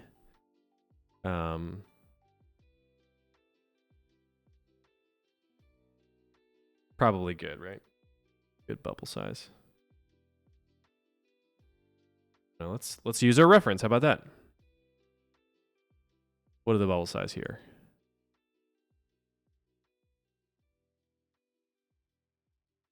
Yeah, I want those big globs and like the tiny fine ones, but big globs here. That's what I want. The bottom ones stick, right? Isn't that fun? Oh, you're saying that's a bad thing? That's kind of what I was going for. So what we now can do is we can do a point VOP instead of an attribute randomized. So let's delete this and let's look at this point VOP for a second. So I want to bind, let's say bind the P scale, which is a parameter P scale, which is just a global scale. And I want to have a noise, so an anti-alias noise on the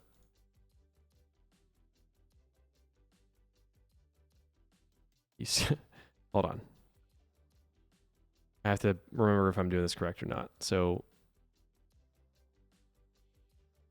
nope. So noise input, and then no, I want to bind export. Bind P scale to nope. That's not what I want.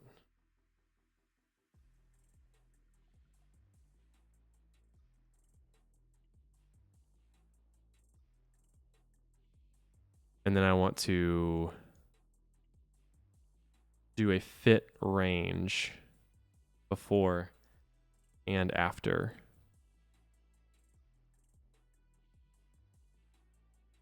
So a destination max of 3.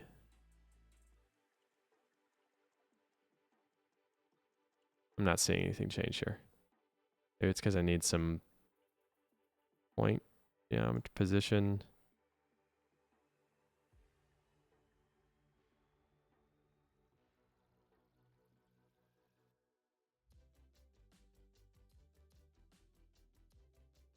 Trying to figure this out. Shift the frequencies. Frequency and O's. I think that's is right. No, that's not right.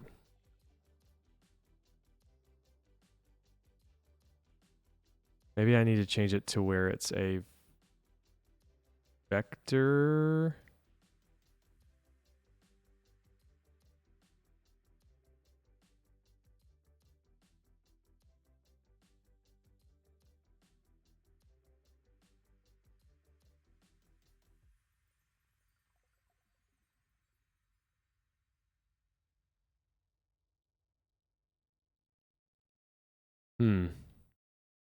So I want to change the p scale. I want to randomize the p scale, but I'm not. I want to bind the p scale, and I think that that is a vector, because it is in 3 different ways. So do an anti-alias noise.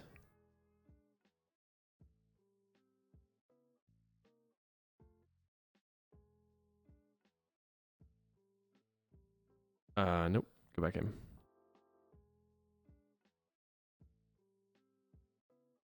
Point vop. Did that just change? I feel like that just changed. No, it couldn't have. Bind export to here. P scale.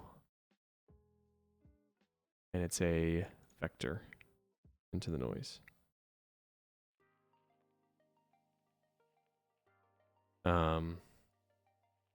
And then a ramp parameter here.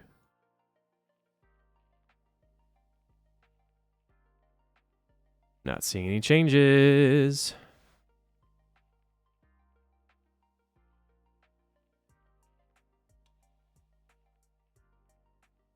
They all look the same to me.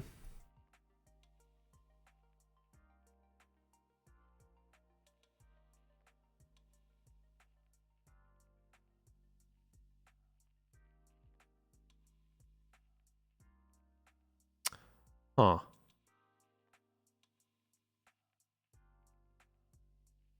It's calculating something. I don't know what it's supposed to calculate, but it's doing something. Hold on. Okay, so let's do a fit node. Fit range. We're going to say the input, source input, so like the destination is 12 and 12 and 12.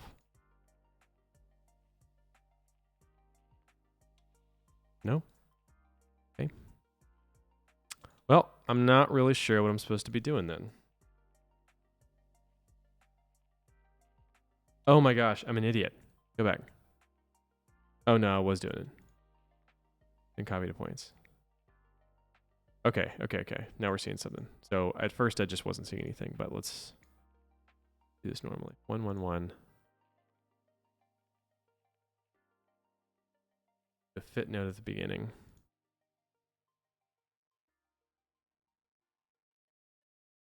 The 3D vector, anti-alias noise.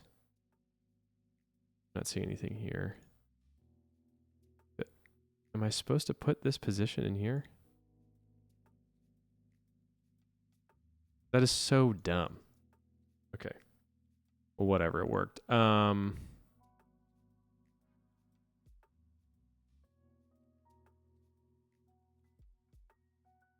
Cool. So now we fit this to where it's 3 and 3 and 3. Or 12 and 12 and 12. I'm definitely going to take this ramp parameter and I'm going to say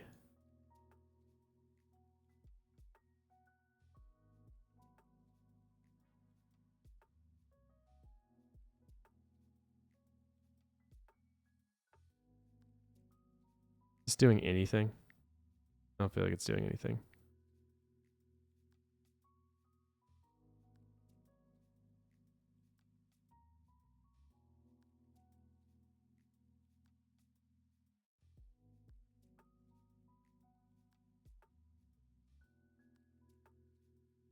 Bit range beforehand. What?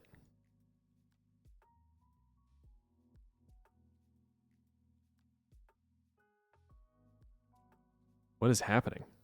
That's kind of wild. Huh.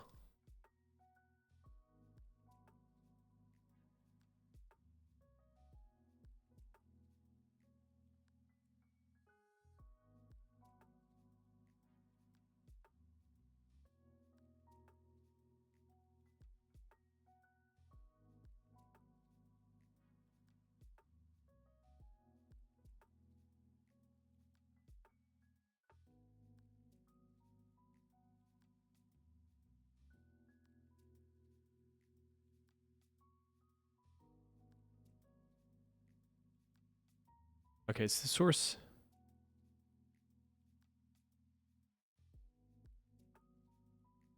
Point one. One. One. One and one.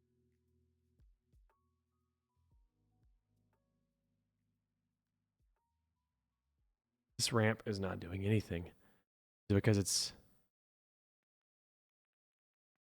afloat? Because it's afloat. No?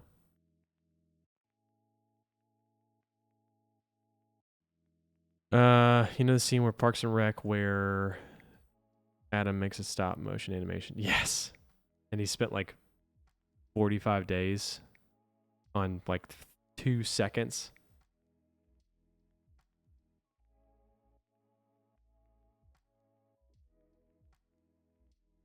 I do remember that, yes.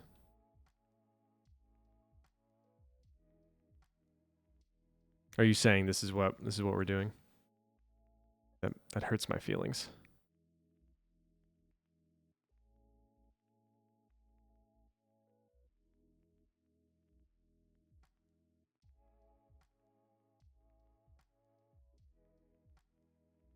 Okay. Yeah, no, absolutely. I mean, it's what it feels like right now. Honestly, it's what it feels like. Okay, let's see what that looks like.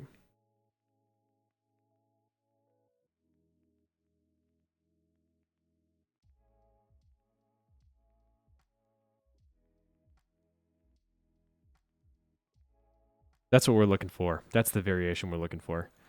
So it's done it by volume or by that noise. And then it kept it by the PT num. I didn't have to make that, so that's kind of cool.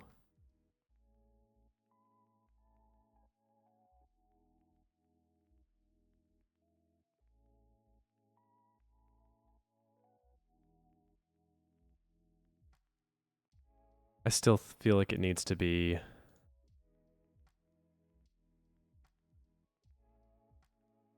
have some of these big old boys in here. And then this, why is this so spread out? Come back here.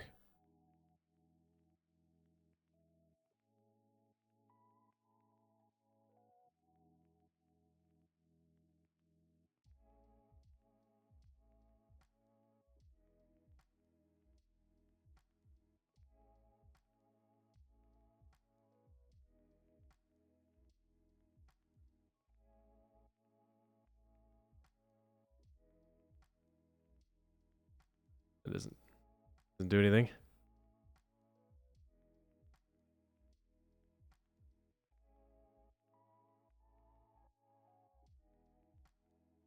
Cool, cool, cool, cool.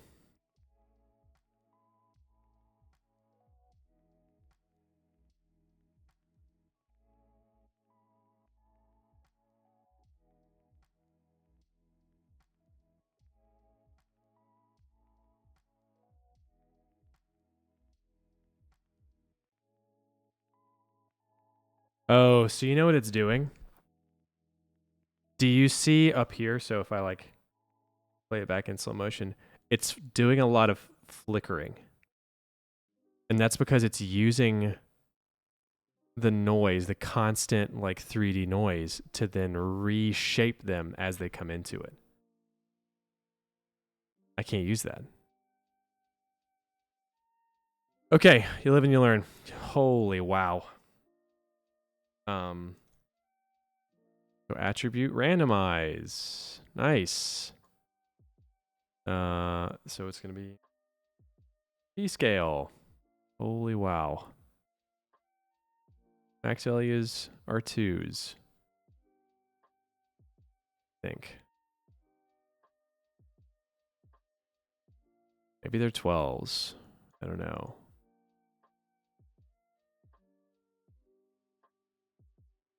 Nope, I didn't. I just wasn't looking. 2, 2, 2, and 2. 4, 4, 4.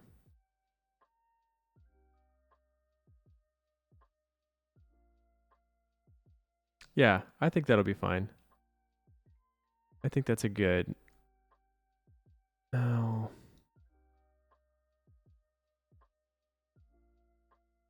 Is there a remap? Hey. If I put another point here, if I say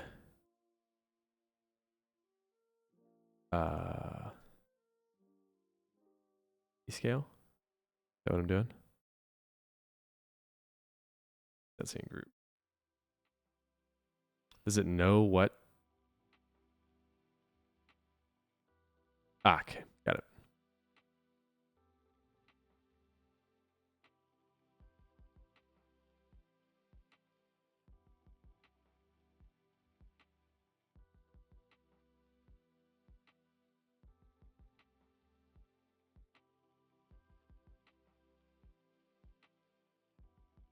Why is it not doing anything?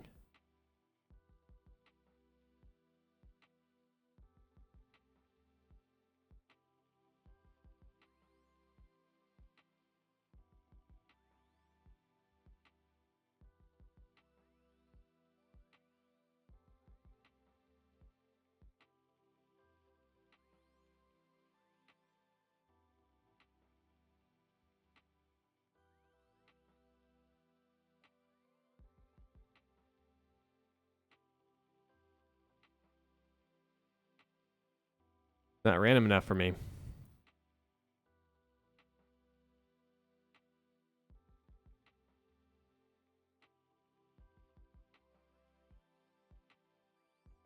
Okay, so that, like all of them. Why? I don't want all of them to be like that. But that's like the full gambit. Then like none of these controls over here work.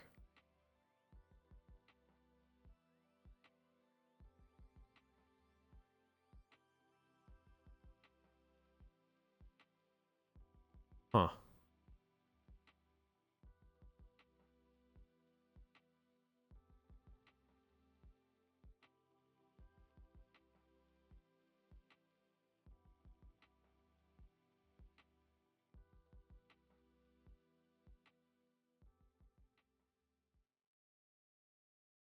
That's just not compute range.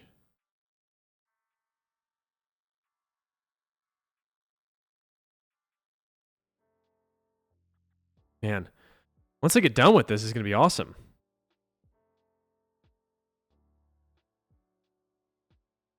Yeesh.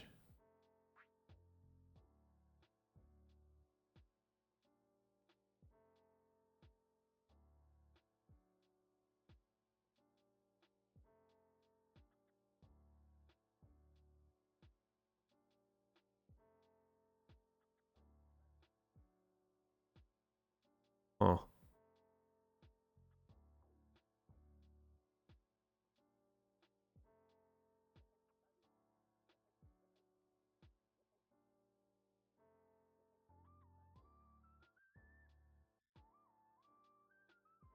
What's happening? I guess I just can't remap it. Just has to be random, and that's I'm just gonna have to deal with it.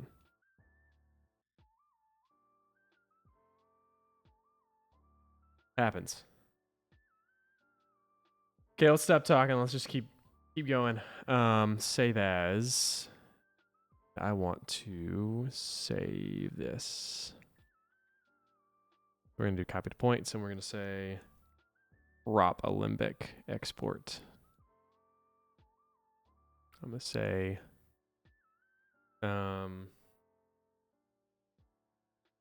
bubbles.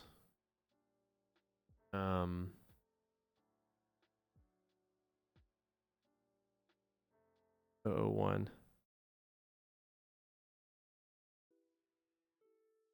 Motion blur. Okay, so let's see if I have a velocity on these. There's a V. Okay. We've got 125,000 points. That's not bad. Is that what we wanted on the first get-go? That's 3 million. I wonder if it's because we have relaxed iterations on. It's not going to let us more.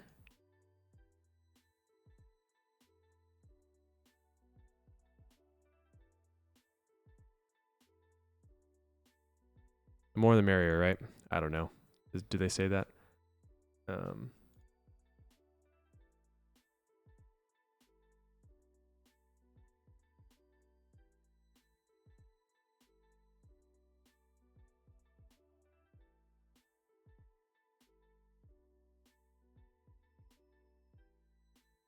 I feel like I need to like retime this. What am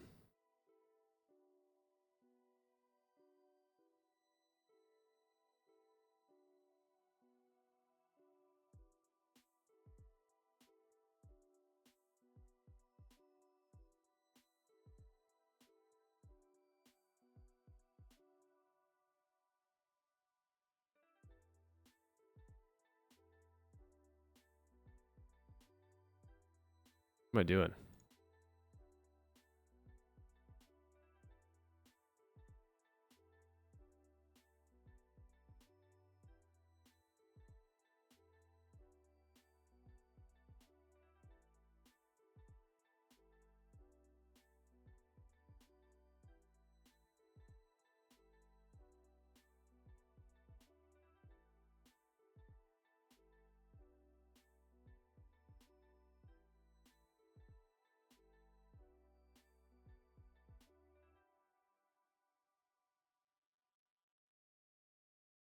Time shift. That's not what I want. I want time warp. Maybe.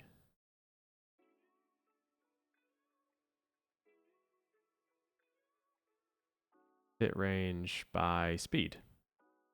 So let's do it. It's 3 times the speed. Yeah. Boom.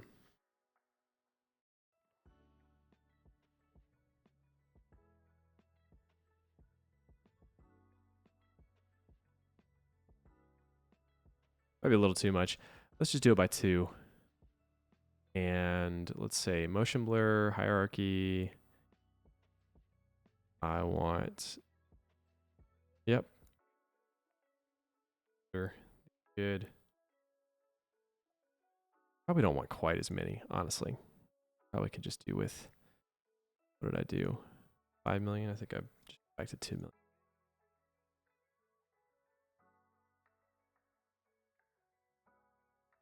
Yeah, I think it's fine. Let's relax the iterations because better, I guess. At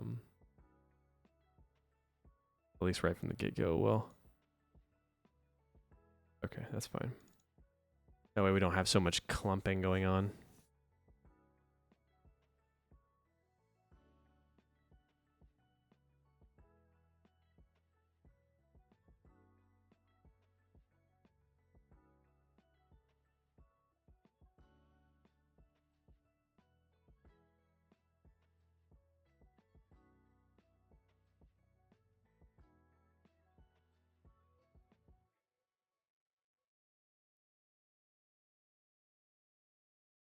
Start frame speed at, output frame range is 1 to 160.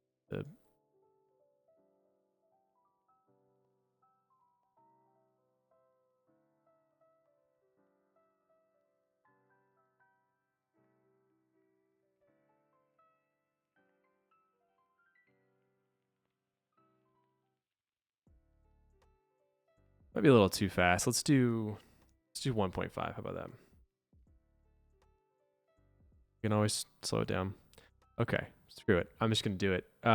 Save to disk. We're doing frame range from 1 to 160 because that's what we just said. Delete this channel. God, my eyes are having some trouble focusing here. Put 2 motion blurs on. I don't think that it's going to all attributes. Yep.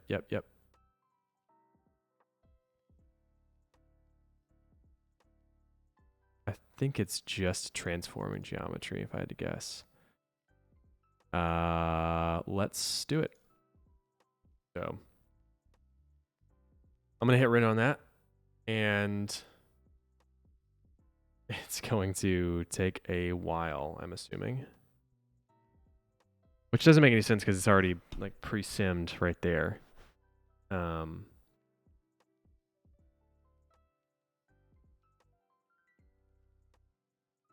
it goes. 2 frames. Perfect. 1 frame done. Let's go see what that 1 frame. Hold on.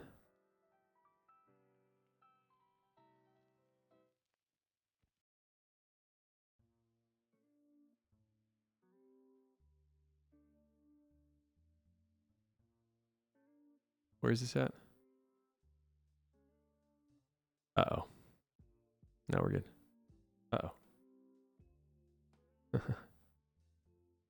Uh-oh. So it's just in the project file. Okay, cool.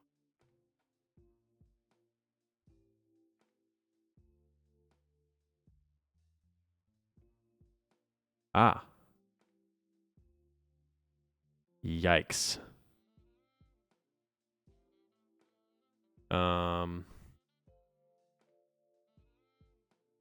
Okay, that's gonna be a lot. We can't do that. Interrupt. Hold on. We can't have. I mean, that was gonna be like a massive file.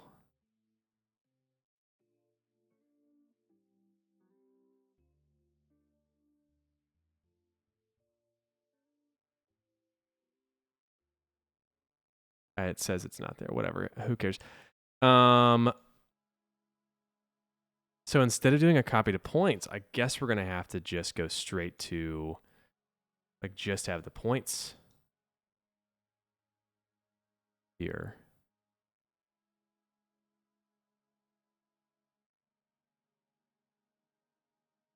And the point has velocity, correct? Yep.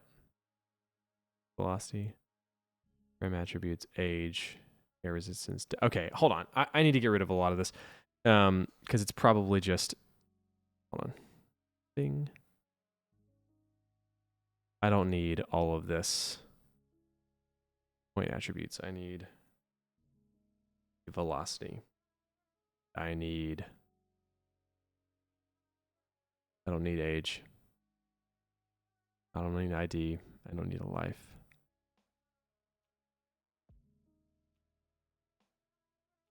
Maybe I do. Maybe I need ID and yeah, I don't need any of the rest of that. So let's just see what happens here with this.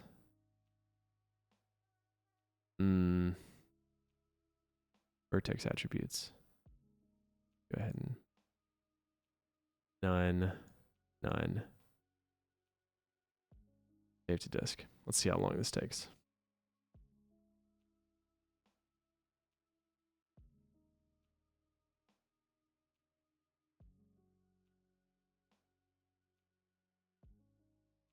Okay, it doesn't seem to be taking as long.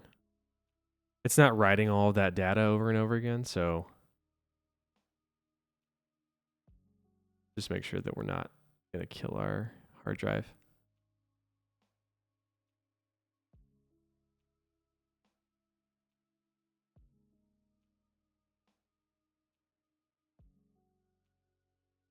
I mean, it is thinking about it.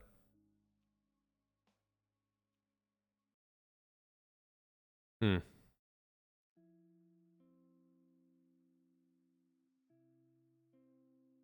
want to see the file size to make sure that it's not just abysmally large. It's going a whole lot faster than it was, just because it doesn't have to write all of that data down, but I want to make sure that we're not freaking overloading this thing. Yeah, let's just do a little interrupt here.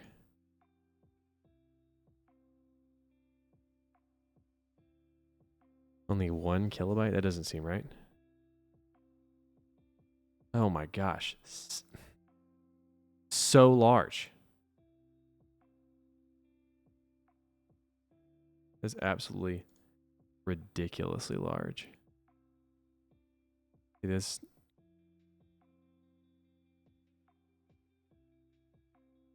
Okay, well, I guess I can't do the copy to point. So let's do the time warp, and let's do this out. And we're just going to do only the points. So let's save the disk, and let's see how fast that goes.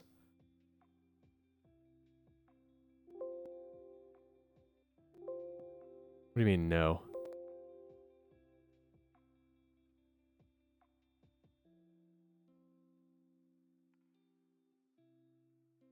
It's going a whole lot faster, but wish it was better. My CPU is crunching.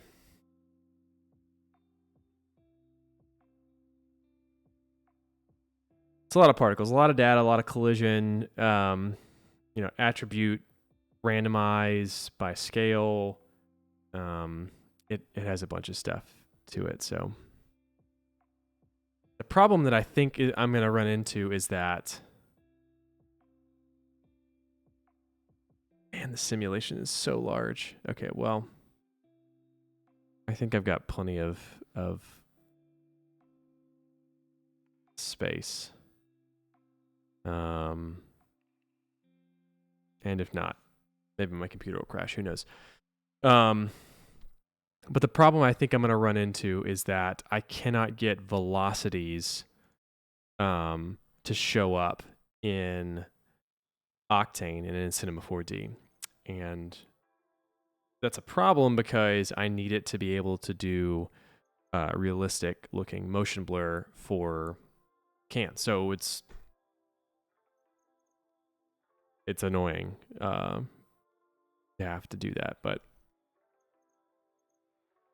all right, man. Well, I'm gonna go grab some food. I'm gonna let this render, and then I will be back, and we'll see how this is gonna turn out.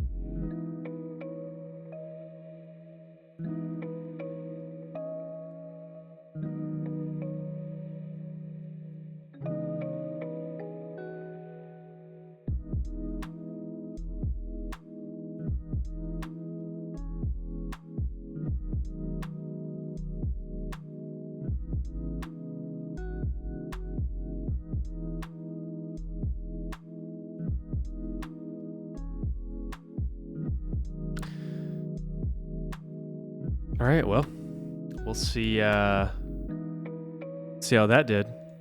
I'm gonna pop into Cinema4D and check out how it exported. So let's do. I want to get rid of the drops here, here, and here. So merge objects. Bubble sim. Oh, yep, that whole thing. And it is going to be one heck of a happening. Get out of here.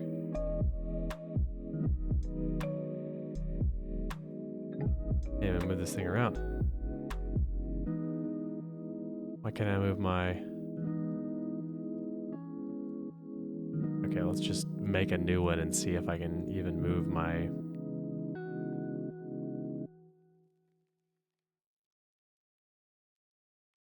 points as polygon objects. No instances, no splines, none of that's in there. So let's just say...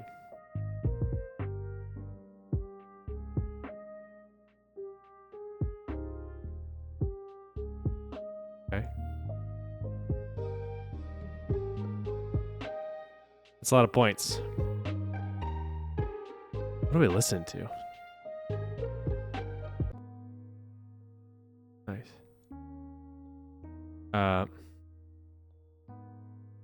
Golly, I can't move my camera. Oh wow, this is really going to be a pain.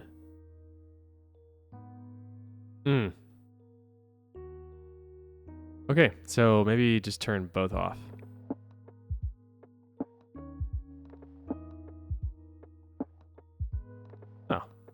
Oh, it's because there were two going on. Haha! Oh, I think I just clipped my... check 1 2, check 1 2. Is that better?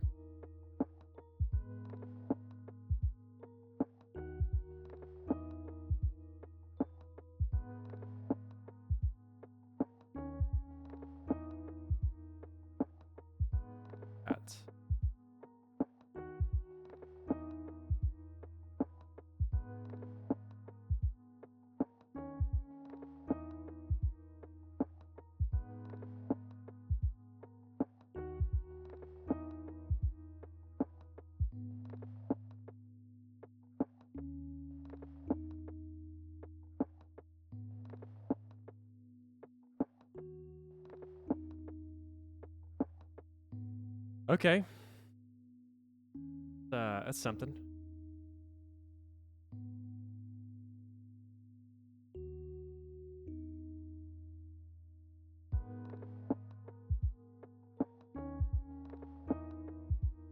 See, it didn't have any other attributes. That's the dumb part about it. I cannot.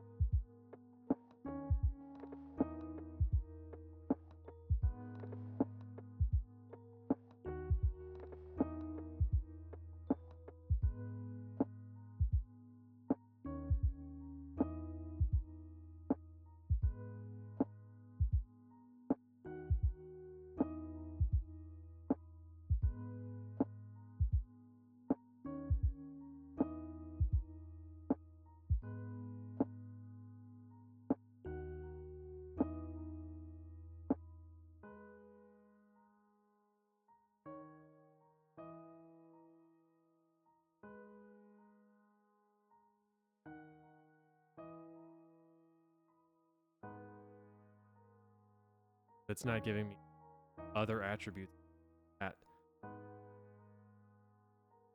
because it doesn't have any geometry to it, and so the points are like, I don't know what to do.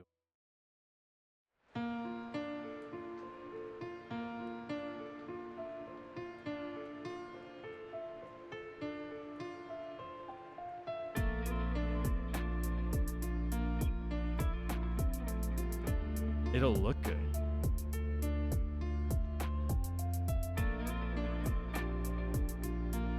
Octane.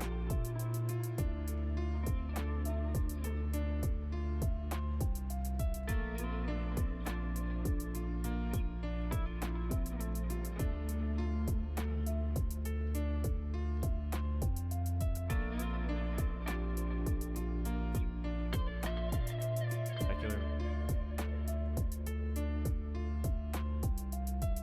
Path trace.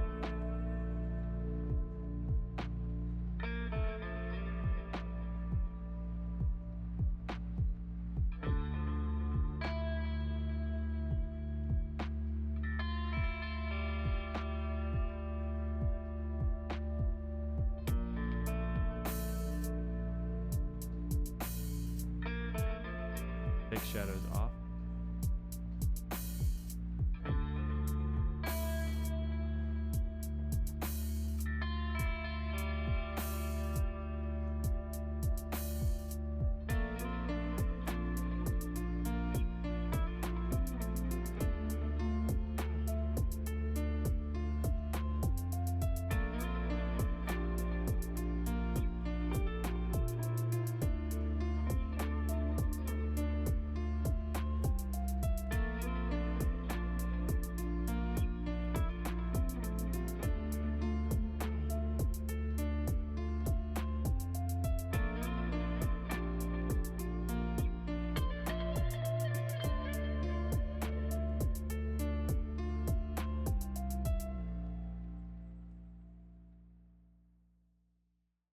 So if I put it light,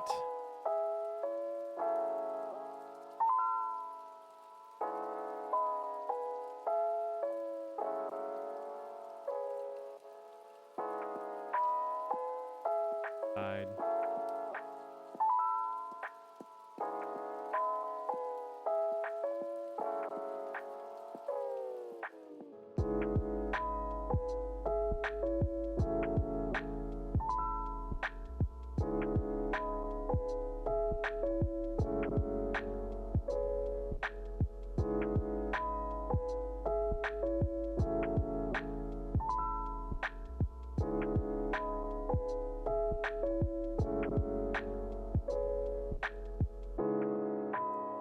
blue.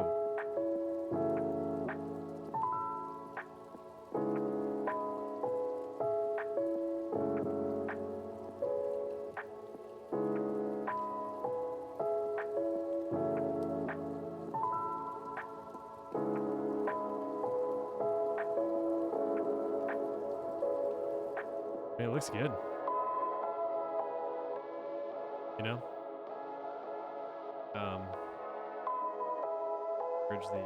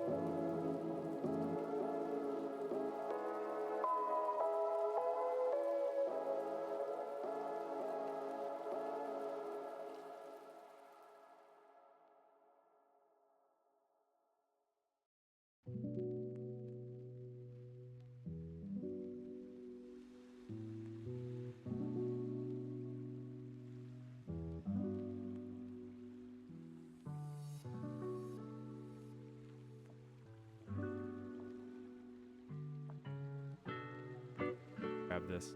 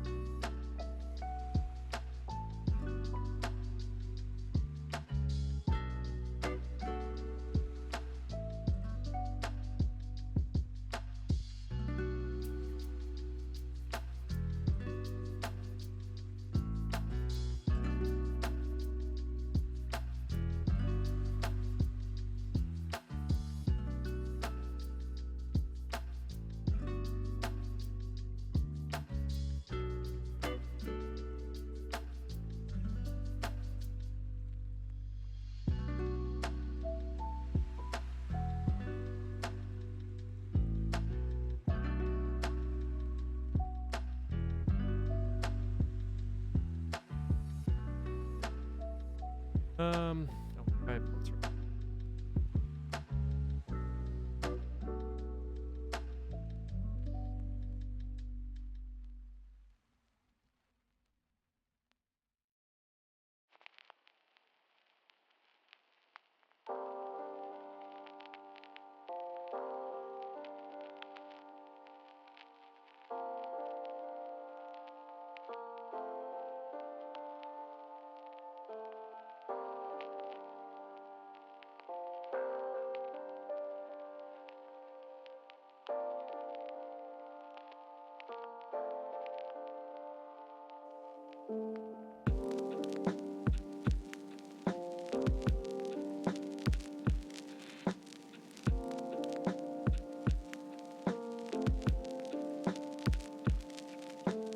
Well, you know what I'm gonna have to do?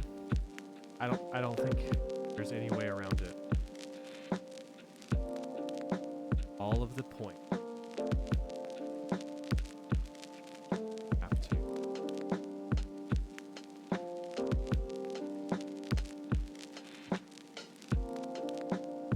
Export out the VDB.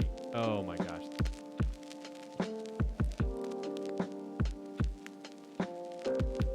Because, I mean, what you're seeing here is might look like.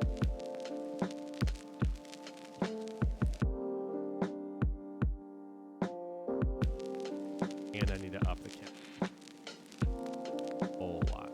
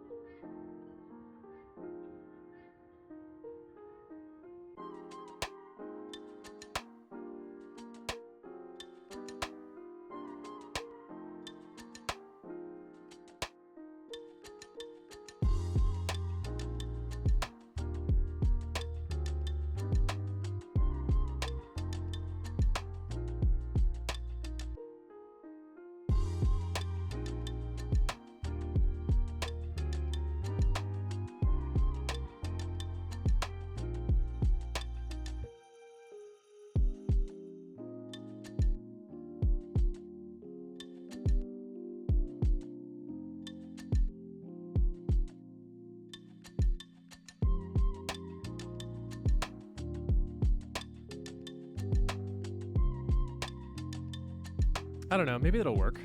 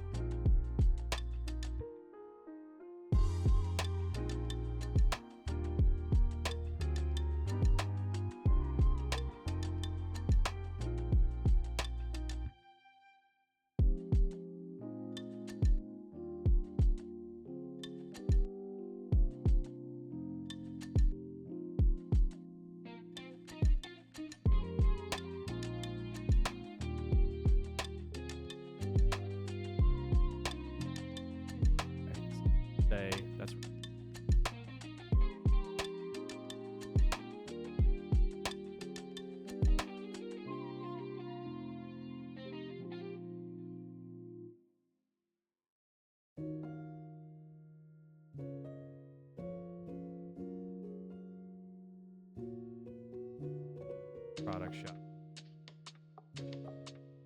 Fake, but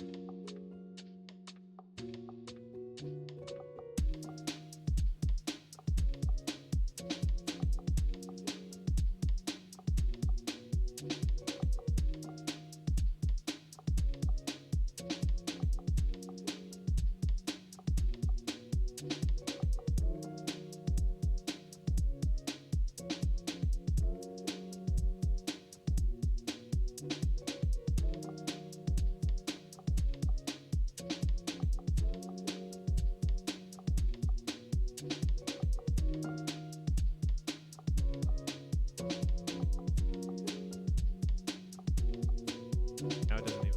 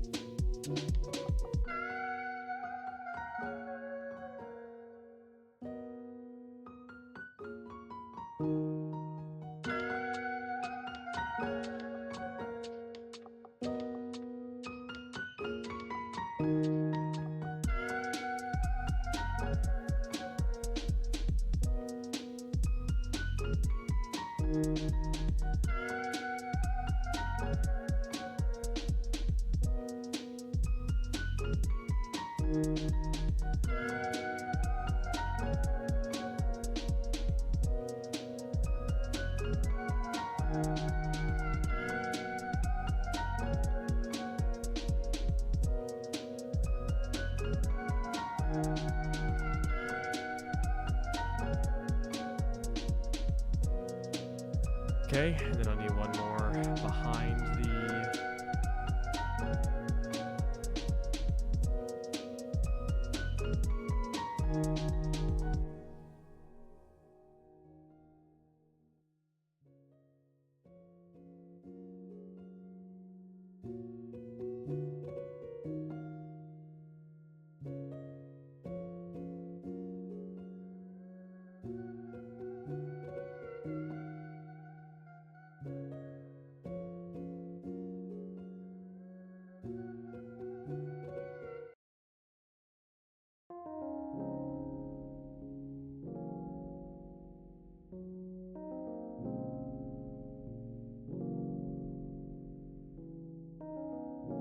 highlights in the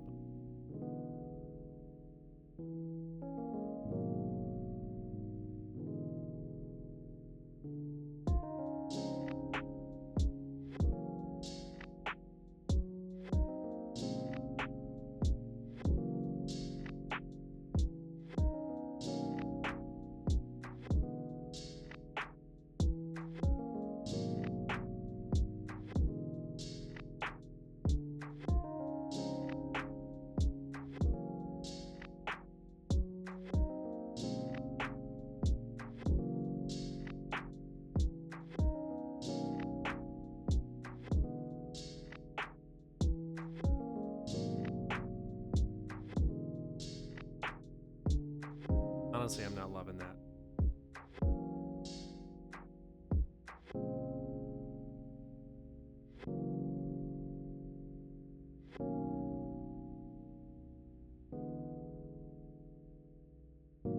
That vignette is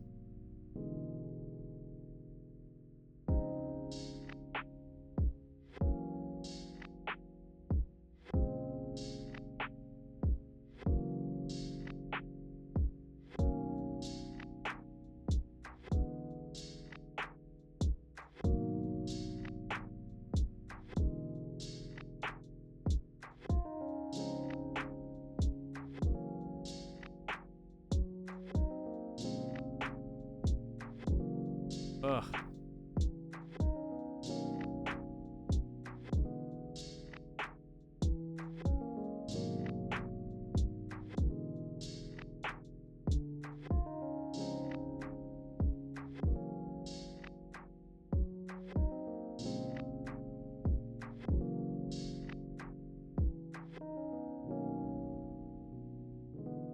Spectrum.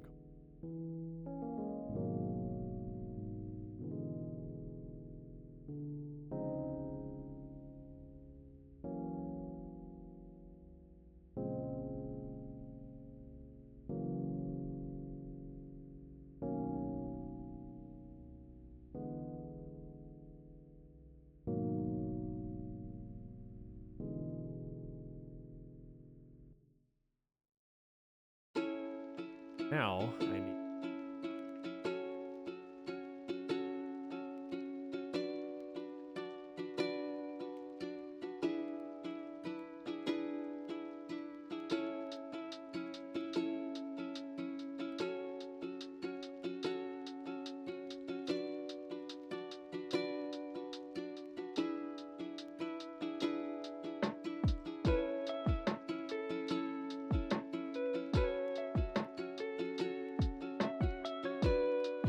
That's interesting.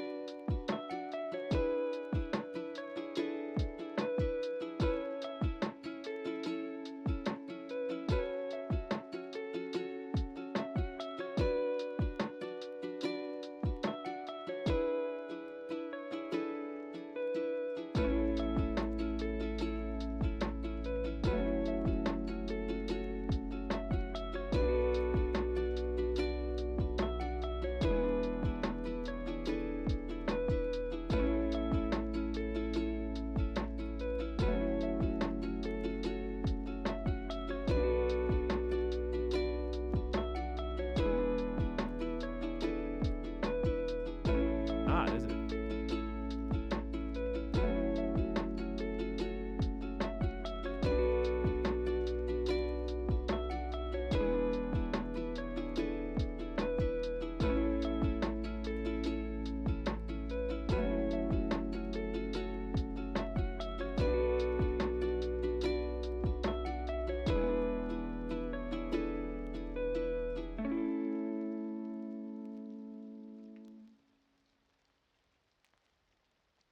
Oh.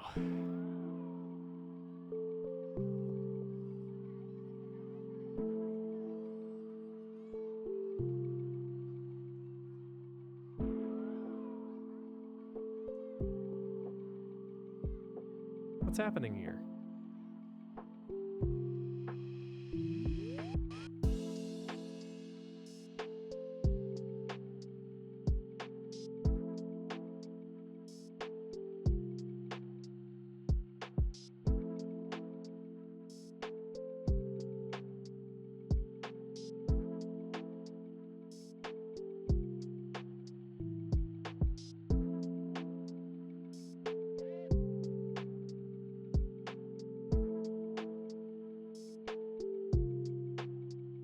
Interesting. Well, I knew it was going to be a learning process, but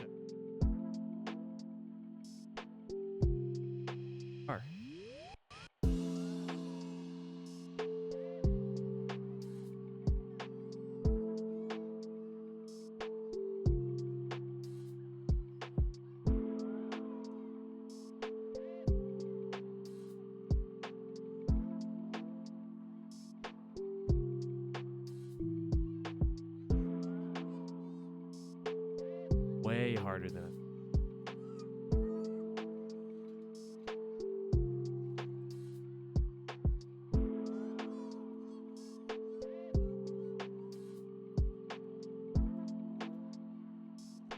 I mean, for what it is, it's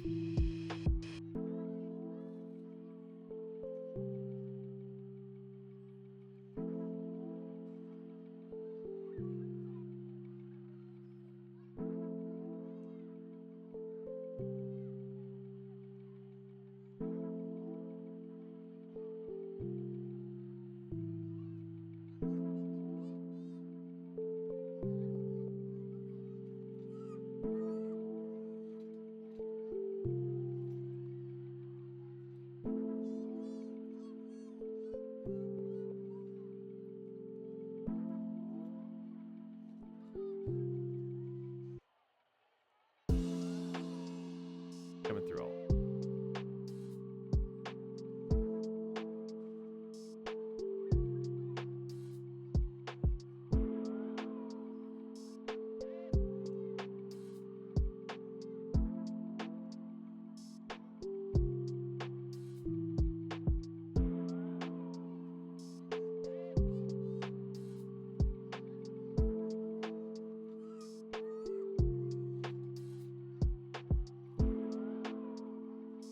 Why these guys are the pros right here. Look at that. Getting Discord.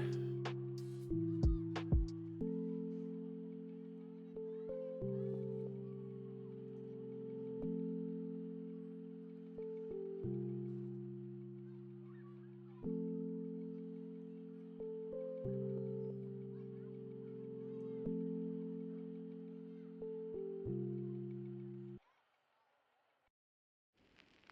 Yo. Hear me? Yeah.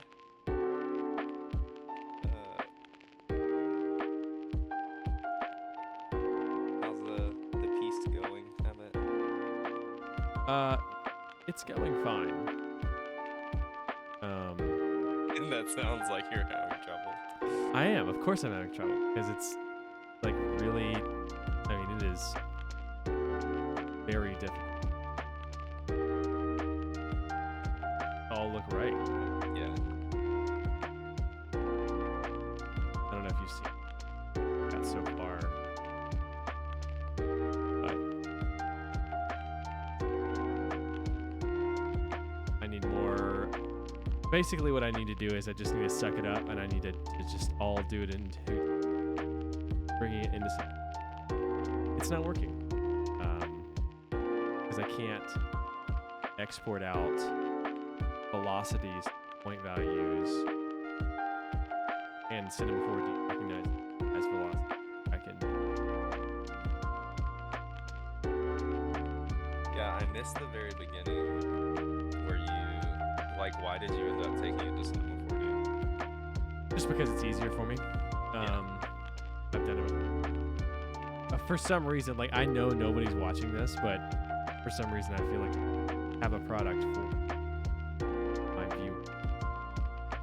I think that's a good, I mean, I don't think that's a bad thing. Sure. It pushes you to, like, get stuff done. Yeah. No.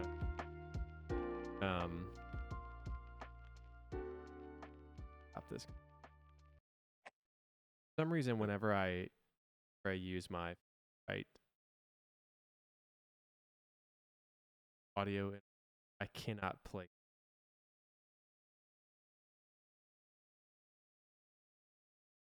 Oh, so do you just have it playing, like, off speakers? No. Well, I mean, so normally I'll have my AirPods in, Yeah. and that's fine. But when I switch to Yeah.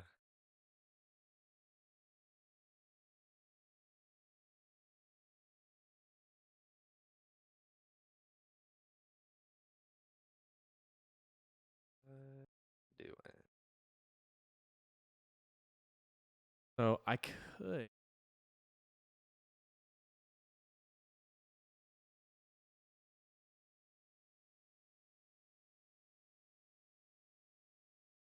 Corey said he was. Oh, there he is. I'm in here. I'm just devouring this spaghetti.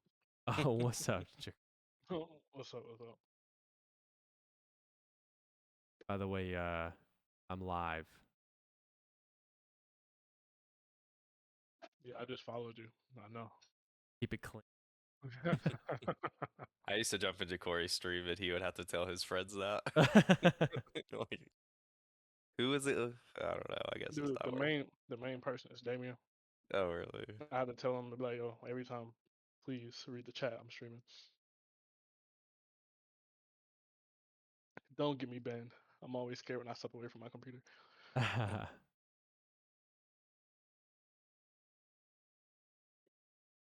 on, bro.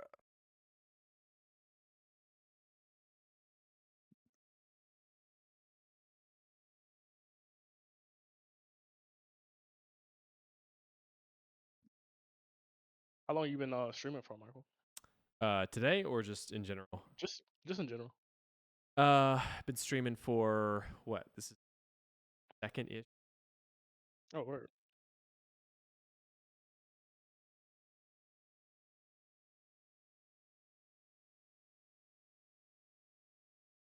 Yeah, that's pretty fun. I'm trying to start back up. Hopefully this Word. weekend. Yeah. Yeah. I ain't got the urge to throw grenades at people in video games specifically. I love it.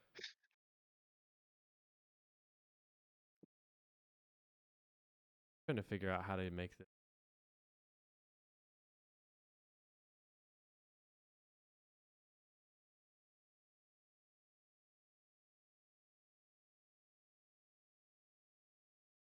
Literally.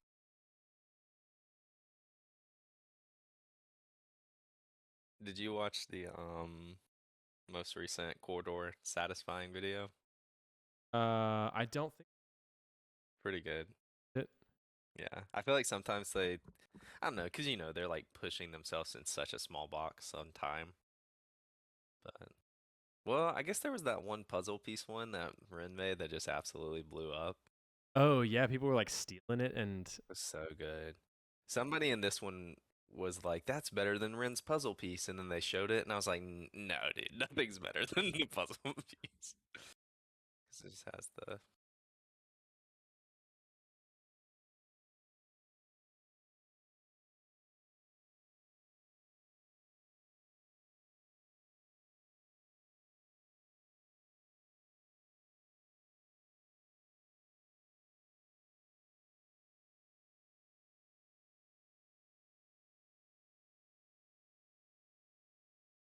I have literally.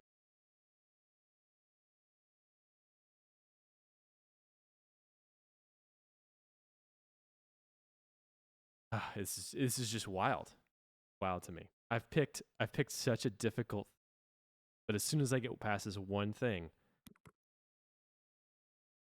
Condensation. yes, I had no idea it was gonna.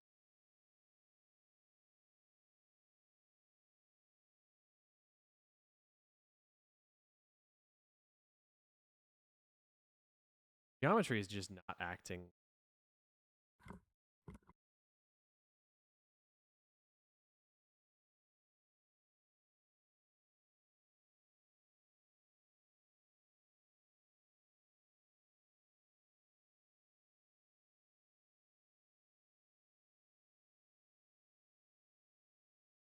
Just misbehaving.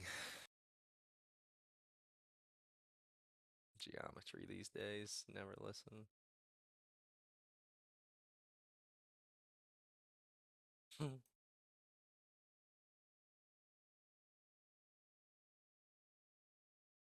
I swear, if it's this long angle,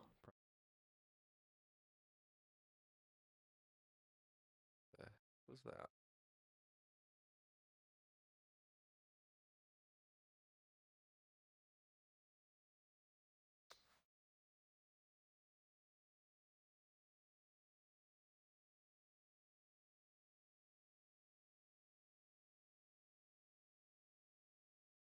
Michael, how much would you charge me to do audio master on my YouTube videos?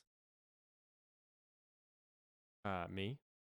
I just hate doing it. Oh yeah. Yeah, I'll do. Okay, sweet. All the income I bring in, probably worth. It's literally like the last thing I do, and I'm like, I don't want to watch this video again. Yeah, I mean, if it's worth bucks to you. It's true, actually. If only I could batch create videos.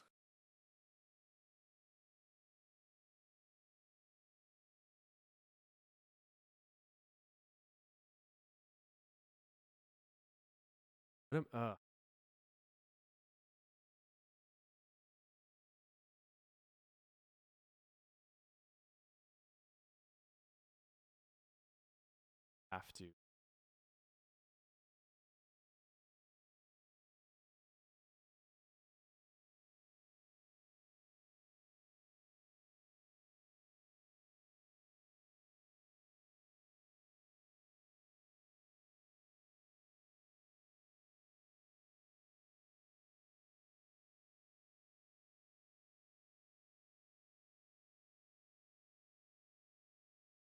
I'm actually gonna have to leave. Got a meeting?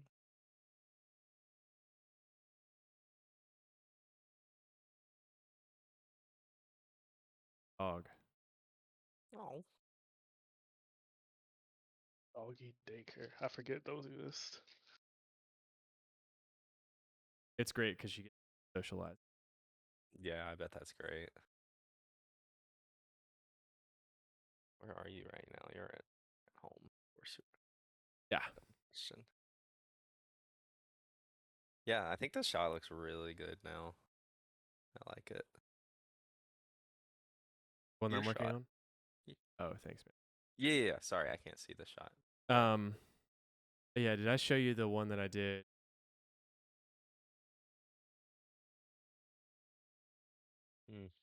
Yeah, you sent it to me. Oh, that's sick. Hold up. So dope.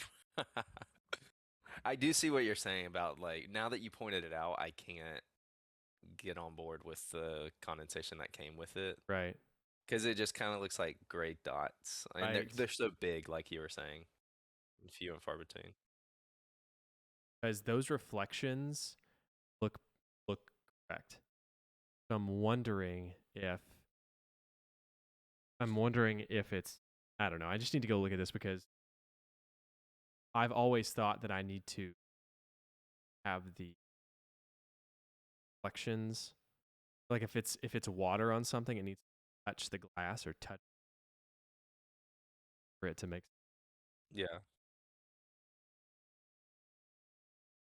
so hungry. Right.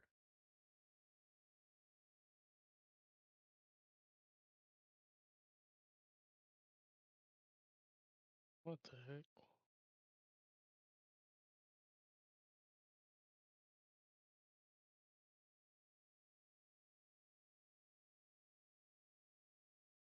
Do you know what I hate the most? What? Telling people I'm gonna send them something I don't feel like opening the project anymore. They're like, one of the guys from the Lake Soul meet I did. Yeah. He's like, hey, do you have any more clips of me? And I was like, yeah, I'll send it to you when I get home. Granted, I got home at like 10 or 11, so I wasn't That sending it to him. always happens to me, And so dude. now I'm like, I don't feel like launching of this laptop to go in there and pull these specific clips. Yeah. But it's also like, I kind of want to do it so I ain't got to worry about it no more. Yeah. I wonder if something like that. Well, I guess your file sizes are so big. Like, if it's worth just like Sending them uploading them all to a Dropbox at once and then just letting them pick through it. But then you'd have to like pay for a Dropbox to Yeah. No, it's like, all that. it's literally like 3 clips. Oh, okay, so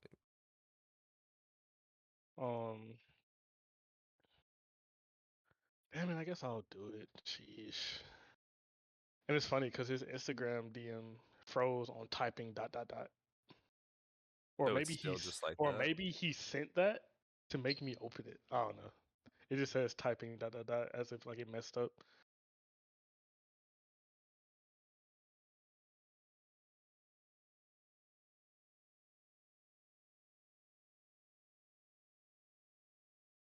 But yeah, bro, you gotta I'm dragging you to that next meetup if you're free. Yeah, I would love to come. I've been freaking wanting to go to one since she started. They're so nice. All right, well, I'm going to stop the stream. The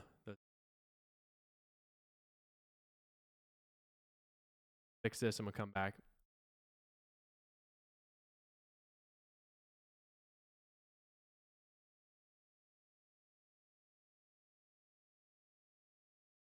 When Dustin